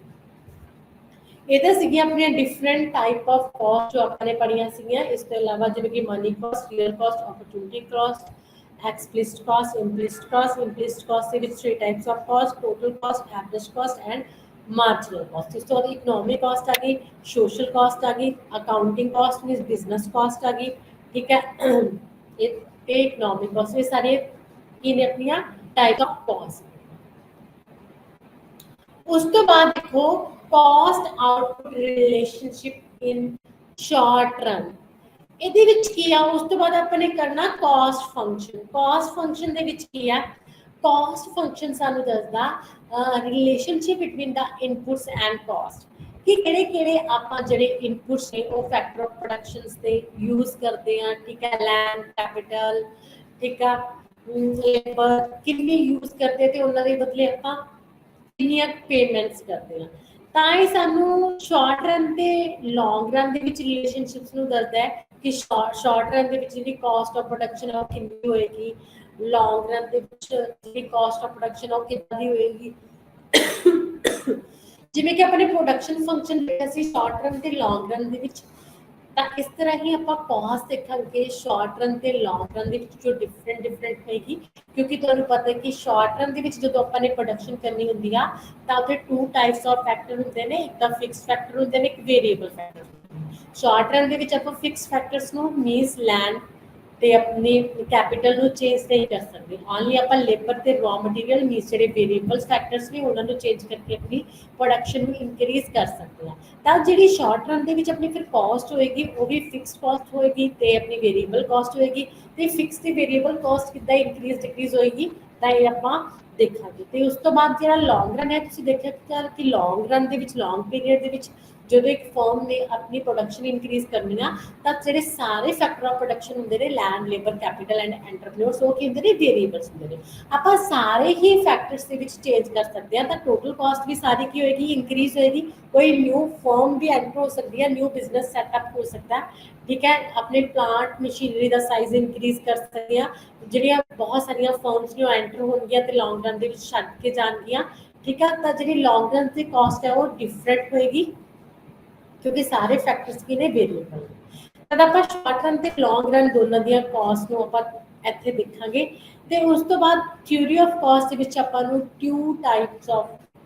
Of theory of cost ਦਿੱਤੀਆਂ ਹੋਈਆਂ ਨੇ। ਇੱਕ ਤਾਂ ਆਪਾਂ ਨੂੰ ਟ੍ਰੈਡੀਸ਼ਨਲ ਥਿਊਰੀ ਦਿੱਤੀ ਹੋਈ ਹੈ, ਇੱਕ ਆਪਾਂ ਨੂੰ ਮਾਡਰਨ ਥਿਊਰੀ ਦਿੱਤੀ ਹੋਈ ਹੈ। ਜਿਹੜੀ ਟ੍ਰੈਡੀਸ਼ਨਲ ਥਿਊਰੀ ਆ ਤੇ ਮਾਡਰਨ ਥਿਊਰੀ ਆ ਥਿਊਰੀ ਆਫ ਕਾਸਟ ਇਹਦੇ ਵਿੱਚ ਮੇਨ ਡਿਫਰੈਂਸ ਕੀ ਹੈ? ਕਹਿੰਦੇ ਜਿਹੜੀ ਆਪਣੀ ਟ੍ਰੈਡੀਸ਼ਨਲ ਥਿਊਰੀ ਆ ਉਹਦੇ ਵਿੱਚ ਸਾਨੂੰ ਦੱਸਿਆ ਹੋਇਆ ਹੈ ਕਿ ਜਿਹੜੇ ਡਿਫਰੈਂਟ ਟਾਈਪਸ ਆਫ ਕਾਸਟ ਨੇ ਜਿਵੇਂ ਕਿ total cost, average cost and marginal cost. ਇਹ ਸ਼ਾਰਟ ਰਨ ਦੇ ਵਿੱਚ ਵੀ ਹੋਏਗੀ, ਇਹ ਲੌਂਗ ਰਨ ਦੇ ਵਿੱਚ ਵੀ ਹੋਏਗੀ। ਲੇਕਿਨ ਜਿਹੜੀ ਸ਼ਾਰਟ ਰਨ ਦੇ ਵਿੱਚ ਟੋਟਲ ਕਾਸਟ ਹੋਏਗੀ ਉਹ ਫਿਕਸਡ ਰਿਸੋਰਸਿਸ ਤੇ ਵੇਰੀਏਬਲ ਕਾਸਟ ਜਿਹੜੇ ਵੇਰੀਏਬਲ ਫੈਕਟਰਸ ਨੇ ਰਿਸੋਰਸਿਸ ਨੇ ਉਹਨਾਂ ਦੋਨਾਂ ਤੇ ਹੋਏਗੀ।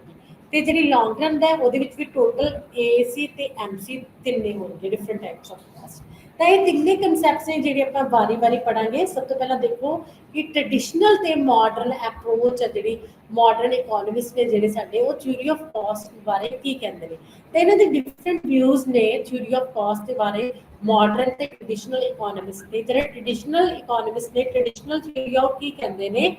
ਕਹਿੰਦੇ ਜਿਹੜੀ ਐਵਰੇਜ ਕਾਸਟ ਹੈ ਤੇ ਮਾਰਜਨਲ ਕਾਸਟ ਹੈ, ਐਵਰੇਜ ਤੇ ਮਾਰਜਨਲ ਕਾਸਟ ਯੂ ਸ਼ੇਪ ਦੀ ਹੁੰਦੀ ਹੈ। ਲੇਕਿਨ ਜਿਹੜੇ ਆਪਣੇ ਮਾਡਰਨ ਇਕਨੋਮਿਸਟ ਨੇ ਉਹ ਕੀ ਕਹਿੰਦੇ ਨੇ? ਉਹਨਾਂ ਦਾ ਬਿਲੀਵ ਕੀ ਹੈ ਕਿ ਜਿਹੜੀ ਥਿਊਰੀ ਆਫ ਕਾਸਟ ਹੈ ਉਹ ਕੀ ਹੁੰਦੀ ਹੈ? L shape. ਦੇयर इज अ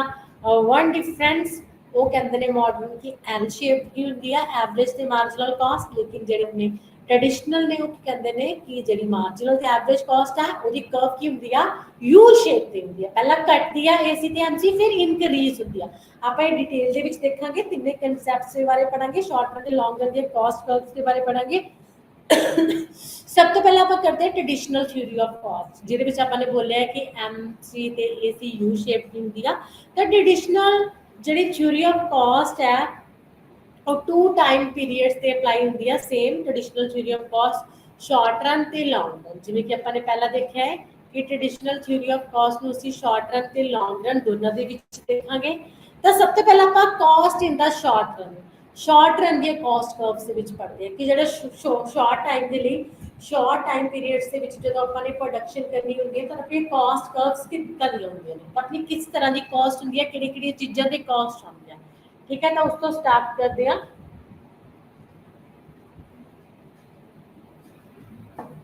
सब तो पहला आप की करते हैं ਜਿਹੜੇ ਬੇਸਿਕ ਕਨਸੈਪਟ ਨੇ ਕਾਸਟ ਦੇ ਉਹ ਦੇਖਦੇ ਹਾਂ। ਤਾਂ ਦੇਖੋ ਬੇਸਿਕ ਕਨਸੈਪਟ ਕੀ ਨੇ ਸ਼ਾਰਟ ਰਨ ਦੇ ਕਾਸਟ ਕਰਵਸ ਦੇ। ਸਭ ਤੋਂ ਪਹਿਲਾਂ ਇਹਦੇ ਵਿੱਚ 3 ਟਾਈਪਸ ਆਫ ਕਾਸਟ ਹੁੰਦੀਆਂ। First is the total cost, second is the average cost ਜਿਹਨੂੰ ਆਪਾਂ AC ਕਹਿ ਦਿੰਦੇ ਆ, and third is the marginal cost ਜਿਹਨੂੰ ਆਪਾਂ ਕੀ ਕਹਿੰਦੇ ਆ MC ਕਹਿੰਦੇ ਆ। ਤੁਹਾਨੂੰ ਇਹ ਕਨਸੈਪਟਸ ਧਿਆਨ ਦੇ ਨਾਲ ਪੜ੍ਹਨੇ ਪੈਣਗੇ ਕਿਉਂਕਿ ਇਹਦੇ ਵਿੱਚ ਲੌਂਗ ਕੁਐਸਚਨ ਆ ਜਾਂਦਾ ਹੁੰਦਾ relationship between the AC and MC। Why should AC and MC curves U shape? ठीक है, ये सारे लॉन्ग क्वेश्चंस बनते हैं पढ़े। तो 3 कॉस्ट कर्व्स ਦੇ ਵਿੱਚ ਆਪਾਂ ਨੇ ਸ਼ਾਰਟ ਰਨ ਦੇ ਵਿੱਚ ਪੜਨਾ ਹੈ। ਸ਼ਾਰਟ ਰਨ ਦੇ ਵਿੱਚ ਜਦੋਂ ਪੜਾਂਗੇ ਆਪਣੀ ਜਿਹੜੀ ਟੋਟਲ ਕਾਸਟ ਹੁੰਦੀ ਆ। ਟੋਟਲ ਕਾਸਟ ਦੇ ਵਿੱਚ ਤੁਹਾਨੂੰ ਪਤਾ ਹੈ ਕਿ ਸ਼ਾਰਟ ਰਨ ਦੇ ਵਿੱਚ ਜਿਹੜੇ ਡਿਫਰੈਂਟ ਟਾਈਪ ਆਫ ਫੈਕਟਰਸ ਹੁੰਦੇ ਨੇ 4 फैक्टर ऑफ प्रोडक्शन ਹੁੰਦੇ ਨੇ ਉਹਦੇ ਵਿੱਚ ਕੁਝ ਫਿਕਸਡ ਹੁੰਦੇ ਨੇ ਕੁਝ ਕੀ ਹੁੰਦੇ ਨੇ ਵੇਰੀਏਬਲ ਫੈਕਟਰ ਹੁੰਦੇ ਨੇ। ਤੇ ਜਿਹੜੀ ਕਾਸਟ ਹੈ ਟੋਟਲ ਕਾਸਟ ਉਹਨੂੰ 2 ਪਾਰਟਸ ਦੇ ਵਿੱਚ ਡਿਵਾਈਡ ਕੀਤਾ ਹੋਏਗਾ। ਇੱਕ ਤਾਂ ਟੋਟਲ ਫਿਕਸਡ ਕਾਸਟ ਜੋ ਫਿਕਸਡ ਫੈਕਟਰਸ ਤੇ ਆਏਗੀ, ਇੱਕ ਹੁੰਦਾ ਟੋਟਲ ਵੇਰੀਏਬਲ ਕਾਸਟ ਜੋ ਕਿ ਆਏਗੀ ਵੇਰੀਏਬਲ ਫੈਕਟਰਸ ਤੇ ਆਏਗੀ। then TC is a sum up of TFC plus TBC कि फिक्स फैक्टर्स से आने वाली शॉर्ट रन वाली कीमत कास्ट ते वेरिएबल फैक्टर्स से आने वाली थोड़े समय दी कॉस्ट जब उन्होंने कंक्लूड करांगे टोटल करांगे तो अपनी टोटल कॉस्ट की निकल आएगी। उस तो बाद है second average cost. Short run ਦੀ ਜਿਹੜੀ ਐਵਰੇਜ ਕਾਸਟ ਹੈ ਪਰ ਪ੍ਰੋਡਕਟ ਦੀ ਜਿਹੜੀ ਕਾਸਟ ਹੈ ਐਵਰੇਜ ਕਾਸਟ ਹੈ ਉਹਦੇ ਉੱਪਰ ਵੀ ਇੱਕ ਵਸਤੂ ਨੂੰ ਬਣਾਉਣ ਤੇ ਦੋ ਤਰ੍ਹਾਂ ਦੀ ਕਾਸਟ ਆਏਗੀ। ਇੱਕ ਤਾਂ ਫਿਕਸਡ ਕਾਸਟ ਆਏਗੀ ਐਵਰੇਜ ਫਿਕਸਡ ਕਾਸਟ, ਇੱਕ ਹੀ ਆਏਗੀ ਐਵਰੇਜ ਵੇਰੀਏਬਲ ਕਾਸਟ। ਤੇ ਮਾਰਜਨਲ ਕਾਸਟ ਜਦੋਂ ਆਪਾਂ ਇੱਕ ਐਕਸਟਰਾ ਯੂਨਿਟ ਨੂੰ ਪ੍ਰੋਡਿਊਸ ਕਰਦੇ ਹਾਂ ਤਾਂ ਇੱਕ ਐਕਸਟਰਾ ਯੂਨਿਟ ਨੂੰ ਪ੍ਰੋਡਿਊਸ ਕਰਨ ਤੇ ਜੋ ਕਾਸਟ ਆਏਗੀ it is called marginal cost. ठीक है, वन बाय वन आप इन्हों करांगे। सबसे पहले टोटल कॉस्ट देखो, टोटल कॉस्ट मींस कुल लागत। टोटल कॉस्ट की होती है, total cost is the cost of all the resources necessary to produce any particular level of production. Means जो आप टोटल प्रोडक्शन करते हैं किसी भी गुड्स एक कंपनी जो टोटल 1000 गुड्स बनाती है तो 1000 गुड्स से जो भी कंपनी का सारा खर्चा आएगा, सारे फैक्टर्स से खर्चा आएगा, चाहे वो लेबर हो, चाहे वो लैंड हो, चाहे वो कैपिटल हो, सारे तरह के खर्चे को जो आप कंक्लूड करांगे उदा टोटल करांगे सारिया पेमेंट्स का, that is called total cost. जिवें कि 1000 गुड्स बनाउण ते मेरा कितना 10000 खर्चा है जिहड़ा की है आ चुका है। दैन 1000 गुड्स की टोटल प्रोडक्शन कॉस्ट कितनी होएगी 10000 होएगी। ਤੇ ਜਿਹੜੀ ਟੋਟਲ ਕਾਸਟ ਹੁੰਦੀ ਆ ਸ਼ਾਰਟ ਰਨ ਦੇ ਵਿੱਚ ਉਹਦੇ ਵਿੱਚ ਦੋ ਤਰ੍ਹਾਂ ਦੀ ਕਾਸਟ ਹੁੰਦੀ ਆ, ਇੱਕ ਤਾਂ ਫਿਕਸਡ ਕਾਸਟ ਹੁੰਦੀ ਆ, ਇੱਕ ਵੇਰੀਏਬਲ ਕਾਸਟ ਹੁੰਦੀ ਆ। ਕਿਉਂਕਿ ਤੁਹਾਨੂੰ ਪਤਾ ਹੈ ਕਿ ਸ਼ਾਰਟ ਰਨ ਦੇ ਵਿੱਚ ਕੁਝ ਜਿਹੜੇ ਫੈਕਟਰਸ ਨੇ ਫਿਕਸਡ ਹੁੰਦੇ ਨੇ, ਆਪਾਂ ਚੇਂਜ ਨਹੀਂ ਕਰ ਸਕਦੇ ਇੰਨੀ ਜਲਦੀ ਉਹਨਾਂ ਨੂੰ। ਠੀਕ ਹੈ, ਪ੍ਰੋਡਕਸ਼ਨ ਵਧਾਉਣ ਦੇ ਲਈ ਜਿਵੇਂ ਕਿ ਲੈਂਡ ਦਾ ਸਾਈਜ਼ ਹੋ ਗਿਆ, ਬਿਲਡਿੰਗ ਦਾ ਸਾਈਜ਼ ਹੋ ਗਿਆ, ਮਸ਼ੀਨਰੀ ਲੈਣਾ ਹੋ ਗਿਆ। ਠੀਕ ਹੈ, this is a fix factor ਜੋ ਸ਼ਾਰਟ ਰਨ ਦੇ ਵਿੱਚ ਕੀ ਆ ਫਿਕਸ ਰਹਿੰਦੇ ਨੇ। ਤੇ ਇਹਦੀ ਕਾਸਟ ਵੀ ਕੀ ਹੋਏਗੀ ਸ਼ਾਰਟ ਰਨ ਦੇ ਵਿੱਚ ਫਿਕਸ ਹੀ ਹੋਏਗੀ। ਤੇ ਵੇਰੀਏਬਲ ਕਾਸਟ ਹੁੰਦੀ ਆ ਜਦੋਂ ਜਿਹੜੇ ਵੇਰੀਏਬਲਸ ਫੈਕਟਰਸ ਨੇ ਉਹਨਾਂ ਤੇ ਕਾਸਟ ਹੁੰਦੀ ਹੈ। ਜਿਵੇਂ ਕਿ ਵੇਰੀਏਬਲਸ ਫੈਕਟਰਸ ਜਿਵੇਂ ਕਿ ਹੋ ਗਿਆ ਆਪਣਾ ਲੇਬਰ ਹੋ ਗਈ ਤੇ ਰॉ ਮਟੀਰੀਅਲ ਹੋ ਗਿਆ। ਜਿਵੇਂ ਕਿ ਸ਼ਾਰਟ ਰਨ ਦੇ ਵਿੱਚ ਜਦੋਂ ਆਪਾਂ ਫੈਕਟਰ ਆਫ ਪ੍ਰੋਡਕਸ਼ਨ ਨੂੰ ਇਨਕਰੀਜ਼ ਕਰਦੇ ਹਾਂ ਤਾਂ ਆਪਾਂ ਲੇਬਰ ਦੀ ਕੁਆਂਟੀਟੀ ਨੂੰ ਇਨਕਰੀਜ਼ ਕਰਦੇ ਹਾਂ। ਠੀਕ ਹੈ, ਤੇ ਰॉ ਮਟੀਰੀਅਲ ਨੂੰ ਇਨਕਰੀਜ਼ ਕਰਦੇ ਹਾਂ ਤਾਂ this is a variable factor. ਤਾਂ ਜਿਹੜੀ ਇਹਦੀ ਕਾਸਟ ਹੋਵੇ ਕੀ ਹੋਏਗੀ ਚੇਂਜ ਹੋਏਗੀ। ਜਿਵੇਂ ਜਿਵੇਂ ਆਪਾਂ ਕੁਆਂਟੀਟੀ ਇਨਕਰੀਜ਼ ਕਰਦੀ ਜਾਵਾਂਗੇ ਵੇਰੀਏਬਲ ਫੈਕਟਰਸ ਦੀ ਉਵੇਂ ਉਵੇਂ ਆਪਣੀ ਜਿਹੜੀ ਕਾਸਟ ਆ ਕੀ ਹੁੰਦੀ ਜਾਏਗੀ ਇਨਕਰੀਜ਼ ਹੁੰਦੀ ਜਾਏਗੀ। ਤਾਂ ਟੋਟਲ ਕਾਸਟ ਸਮ ਅਪ ਕੀਤਾ ਹੈ ਫਿਕਸਡ ਕਾਸਟ ਦਾ ਜੋ ਫਿਕਸ ਰਿਸੋਰਸਿਸ ਤੇ ਆਉਂਦੀ ਆ ਤੇ ਵੇਰੀਏਬਲ ਕਾਸਟ ਦਾ ਜੋ ਵੇਰੀਏਬਲਸ ਫੈਕਟਰਸ ਤੇ ਆਉਂਦੀ ਆ। ਜਿਵੇਂ ਕਿ ਦੇਖੋ 100 ਗੁੱਡਸ ਬਣਾਉਣ ਤੇ ਮੇਰੀ $16,000 ਫਿਕਸਡ ਕਾਸਟ ਆਈ ਹੈ ਐਂਡ 22,000 वेरिएबल कॉस्ट है। टोटल $38 यूएस डॉलर्स 1000 की है मेरी अपनी इन गुड्स की प्रोडक्शन दी कॉस्ट है। This is called total cost. आगे आगे ना fixed cost, total fixed cost जिमें कि तुहानू दसे ने जो फिक्स फैक्टर्स से होंगे। ठीक है, जिमें कि देखो मैं एक फैक्ट्री लगाई है अपनी, मैं फैक्ट्री दे विच की करता लैंड ले ली ते बिल्डिंग सैटअप करती तो मेरी टोटल फिक्स कॉस्ट कितनी है 10 तो मेरी जी टोटल फिक्स कॉस्ट है फिक्स फैक्टर्स से आएगी जिन्होंने मैं एक बार लगाता तो उन्होंने शॉर्ट रन के मैं इंक्रीज नहीं करांगा तो मेरी की होएगी फिक्स होएगी फिक्स फैक्टर्स से आने वाली कॉस्ट। चाहे मैं अपनी प्रोडक्शन कितनी मर्जी इंक्रीज करा लेकिन इन्हों की जी कॉस्ट है फिक्स कॉस्ट है जी वो फिक्स ही रहेगी, वो चेंज नहीं होएगी। मैं इनू चेंज नहीं कर सकता क्योंकि मैं फिक्स फैक्टर्स को इंक्रीज नहीं कर सकता। ठीक है, जो मैं देखो टोटल फिक्स कॉस्ट का टेबल तुम देख सकते हो यूनिट्स ऑफ आउटपुट दी हुई है तो टोटल फिक्स कॉस्ट दी हुई है। यूनिट्स ऑफ आउटपुट के जो मैं आउटपुट 0 कर रहा प्रोडक्शन मेरी 0 आ लेकिन मेरी TFC 10 है, 0 नहीं हैगी। 0 क्यों नहीं हैगी क्योंकि देखो जो किसी भी फर्म ने या प्रोड्यूसर्स ने बिजनेस सैटअप करना होंगे तो फर्स्टली इनिशियली की करता फिक्स कॉस्ट लगाता फिक्स फैक्टर्स से कॉस्ट लगाता जिमें कि की करता लैंड बाय करता। ठीक है, फिर लैंड से बिल्डिंग सैटअप करता, बिल्डिंग मीन प्लांट मशीनरी से खर्चा करता है तो वो एक बार मशीनरी लैके करोड़ा रुपए खर्च करके बिल्डिंग बना के वह जी फिक्स कॉस्ट है वो लग जाती है, कॉस्ट कवर हो जाती है। मतलब उन्हें एक बिल्डिंग बना के अपनी खड़ी कर दी शॉर्ट रन के। ठीक है, तो वो शॉर्ट रन के जो प्रोडक्शन इंक्रीज करेगा तो उन्हें एकदम इंक्रीज नहीं करेगा फिक्स फैक्टर्स वो लगा चुका है। चाहे उन्होंने प्रोडक्शन 0 करे चाहे 2 गुड्स प्रोड्यूस करे, चाहे 10 प्रोड्यूस करे, चाहे 100 प्रोड्यूस करे, जो मशीन ते खर्चा है तो लैंड ते खर्चा है उन्हें कर ही लेता है। 10 करोड़ लगा ही चुका है तो वो फिक्स ही रहेगी, और ना कटेगी ना बढ़ेगी, चाहे 0 प्रोडक्शन चाहे 10 प्रोडक्शन। फिक्स कॉस्ट कुछ ना कुछ किया होएगी ही होएगी। जिमें कि साडा हाउस है,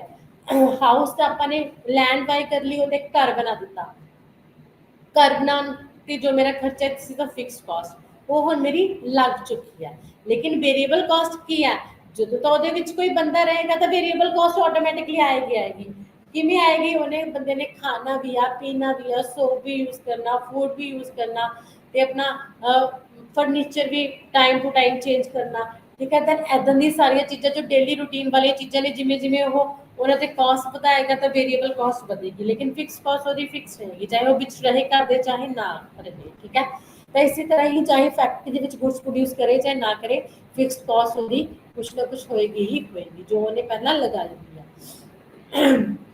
ਜਦੋਂ 1 ਯੂਨਿਟ ਪ੍ਰੋਡਿਊਸ ਕਰ ਰਿਹਾ ਤਾਂ ਵੀ ਉਹਦੀ ਕਾਸਟ 10 ਹੀ ਹੈ, ਕਿਉਂਕਿ ਫਿਕਸ ਫੈਕਟਰਸ ਨੂੰ ਚੇਂਜ ਨਹੀਂ ਕਰ ਰਿਹਾ ਸ਼ਾਰਟ ਟਰਮ ਦੇ ਵਿੱਚ। ਐਂਡ ਜਦੋਂ 2 ਗੁड्स ਨੂੰ ਪ੍ਰੋਡਿਊਸ ਕਰੇਗਾ ਤਦ ਵੀ 10 ਹੀ ਕਾਸਟ ਆਏਗੀ, 3 ਨੂੰ ਪ੍ਰੋਡਿਊਸ करेगा तब भी 10 ही आएगी, 5 4 6 7 8, मतलब अपनी आउटपुट इंक्रीज हो रही है लेकिन फिक्स फैक्टर्स की जी कॉस्ट है वो फिक्स ही है, वो इंक्रीज नहीं हो रही क्योंकि हम फिक्स फैक्टर्स को चेंज नहीं कर रहे। फिक्स फैक्टर आप फिक्स रिसोर्सेज का पहला वाले ही यूज कर रहे हैं, तो this is a total fixed cost. Total fix cost की ਤੁਸੀਂ कर्व देख सकते हो कि मेरी ਜਿਹੜੀ फिक्स फैक्टर्स से कॉस्ट लगी है 10 रुपीज, वो मेरी फिक्स है, चाहे मैं 1 यूनिट प्रोड्यूस करा चाहे 2 3 4 5 6 7 8 9 10, मेरी टीएफसी की रहेगी फिक्स ही रहेगी, ये चेंज नहीं होगी शॉर्ट टर्म में। तो टीएफसी कर्व से टोटल फिक्स कॉस्ट 10 जो किया एक्स एक्सिस ਦੇ ਪੈਰਲਲ ਹੈ, एक्स एक्सिस ਤੇ यूनिट्स ऑफ आउटपुट लिखे हुए ने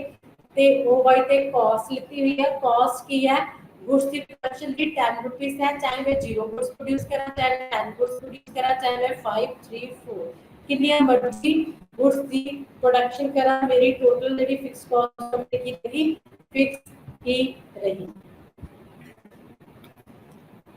ਤੇ टोटल वेरिएबल कॉस्ट जब मैं शॉर्ट रन ਦੇ ਵਿੱਚ ਆਪਣੀ प्रोडक्शन इंक्रीज करनी ਹੁੰਦੀ ਆ तब मैं वेरिएबल्स फैक्टर्स ने जिन्हें चेंज किया जा सकता है उन्होंने भी चेंज करके अपनी प्रोडक्शन इंक्रीज करना। तो जिन्हें जिन्हें मैं वेरिएबल्स फैक्टर को इंक्रीज करांगा तो उन्होंने कॉस्ट भी की होगी इंक्रीज होगी।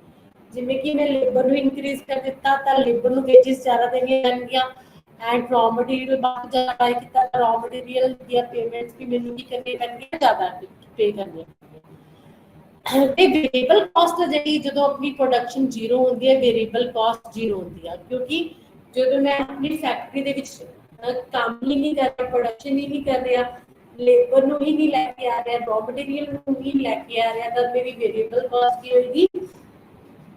ਜ਼ੀਰੋ। ਤੇ ਉਸ ਤੋਂ ਬਾਅਦ ਜਦੋਂ ਮੈਂ ਆਊਟਪੁਟ ਇੰਕਰੀਜ਼ ਕੀਤੀ, ਆਊਟਪੁਟ ਗੁੱਡ ਦੀ ਕਰਨੀ ਪ੍ਰੋਡਿਊਸ ਕੀਤੀ, तब मैं लेबर से भी खर्चा किया थे, रॉ मटेरियल से भी मेरी कॉस्ट कितनी आई 10 आई। मैं 2 गुड्स एक और गुड्स की प्रोडक्शन की थी तो ਉਹਦੇ ਨਾਲ ਕੀ ਆ 10 to 8 क्योंकि मैं लेबर ਤੇ रॉ मटेरियल ਉਹਦੇ ਵਿੱਚ ਮੰਨ ਲਓ 4 ਯੂਜ਼ ਕਰ ਰਹੇ ਹਾਂ ਤੇ ਉਹਦੇ ਥਰੂ ਆਊਟਪੁੱਟ ਕਰ ਰਹੇ ਹਾਂ, ਆਊਟਪੁੱਟ ਇਨਕਰੀਜ਼ ਕਰ ਰਹੇ ਹਾਂ, ਤਾਂ ਜਿਵੇਂ ਮੈਂ ਵੇਰੀਏਬਲਸ ਫੈਕਟਰਸ ਜ਼ਿਆਦਾ ਲੈਂਦਾ ਜਾਵਾਂਗਾ ਤਾਂ ਉਸ ਦੇ ਬਦਲੇ ਮੇਰੀ ਜੋ पेमेंट्स ने कॉस्ट है वेरिएबल फैक्टर्स से उससे तरह की होती जाएगी इंक्रीज होती जाएगी। तो उस तो बाद 1 बाय 1 मैं अपनी प्रोडक्शन इंक्रीज कर रहे हैं ਤੇ ਜਿਹੜੀ ਪ੍ਰੋਡਕਸ਼ਨ ਇੰਕਰੀਜ਼ ਕਰਨ ਦੇ ਨਾਲ ਨਾਲ ਲੇਬਰ ਤੇ ਆਪਣੀ ਰॉ ਮਟੀਰੀਅਲ ਦੀ ਜਿਹੜੀ ਕੁਆਂਟੀਟੀ ਵੱਧ ਰਹੀ ਹੈ ਤਾਂ ਉਸੇ ਤਰ੍ਹਾਂ ਕਾਸਟ ਵੀ ਕੀ ਹੁੰਦੀ ਜਾ ਰਹੀ ਹੈ ਇੰਕਰੀਜ਼ ਹੁੰਦੀ ਜਾ ਰਹੀ ਹੈ, ਜੋ ਕਿ ਤੁਸੀਂ ਇਸ ਟੇਬਲ ਦੇ ਵਿੱਚ ਦੇਖ ਸਕਦੇ ਹੋ। ਉਸ ਤੋਂ ਬਾਅਦ ਜੋ ਹੈ ਆਪਣੀ ਟੋਟਲ ਵੇਰੀਏਬਲ ਕਾਸਟ ਵਾਲੀ ਕਰਵ ਤੁਸੀਂ ਦੇਖ ਸਕਦੇ ਹੋ ਇਸ ਡਾਇਗਰਾਮ ਦੇ ਵਿੱਚ। OX अक्ष ते यूनिट्स ऑफ आउटपुट लिखे हुए ने ते OY अक्ष ते कॉस्ट इन रुपीस लिखी हुई है। जी TFC है अपने TFC देखी सी एक गल ध्यान देने वाली हो अपनी पहला ओरिजिन तो स्टार्ट नहीं हो रही थी, वो 10 तो स्टार्ट हो रही थी क्योंकि जो प्रोडक्शन जीरो हो रही थी तब भी TFC total cost total fix cost zero नहीं सी, कुछ ना कुछ सी। लेकिन जो टोटल वेरिएबल कॉस्ट की गल करते हैं ओरिजिनल तो स्टार्ट हो रही है, ओरिजिनल तो स्टार्ट हो रही है मतलब तो जीरो प्रोडक्शन का जीरो वेरिएबल कॉस्ट, मैं कोई भी लेबर पे रॉ मटेरियल यूज नहीं करती क्योंकि मेरी प्रोडक्शन की है जीरो। तब टीबीसी मेरी हमेशा कितों स्टार्ट होएगी, ओरिजिनल तो स्टार्ट होएगी, ओरिजिनल तो जाती हुई लेफ्ट राइट किया अपवर्ड बन जाएगी, सानू की दसेगी increase in TBC, increase in total variable cost, जो कि तुसी इस कर्व ਦੇ ਵਿੱਚ ਜਿਵੇਂ ਕਿ ਦੇਖ ਸਕਦੇ ਹੋ। इससे डॉट बने हुए ने, जो डॉट बने हुए ने सानू कॉस्ट दसने ने वेरिएबल फैक्टर्स से आने वाली कॉस्ट।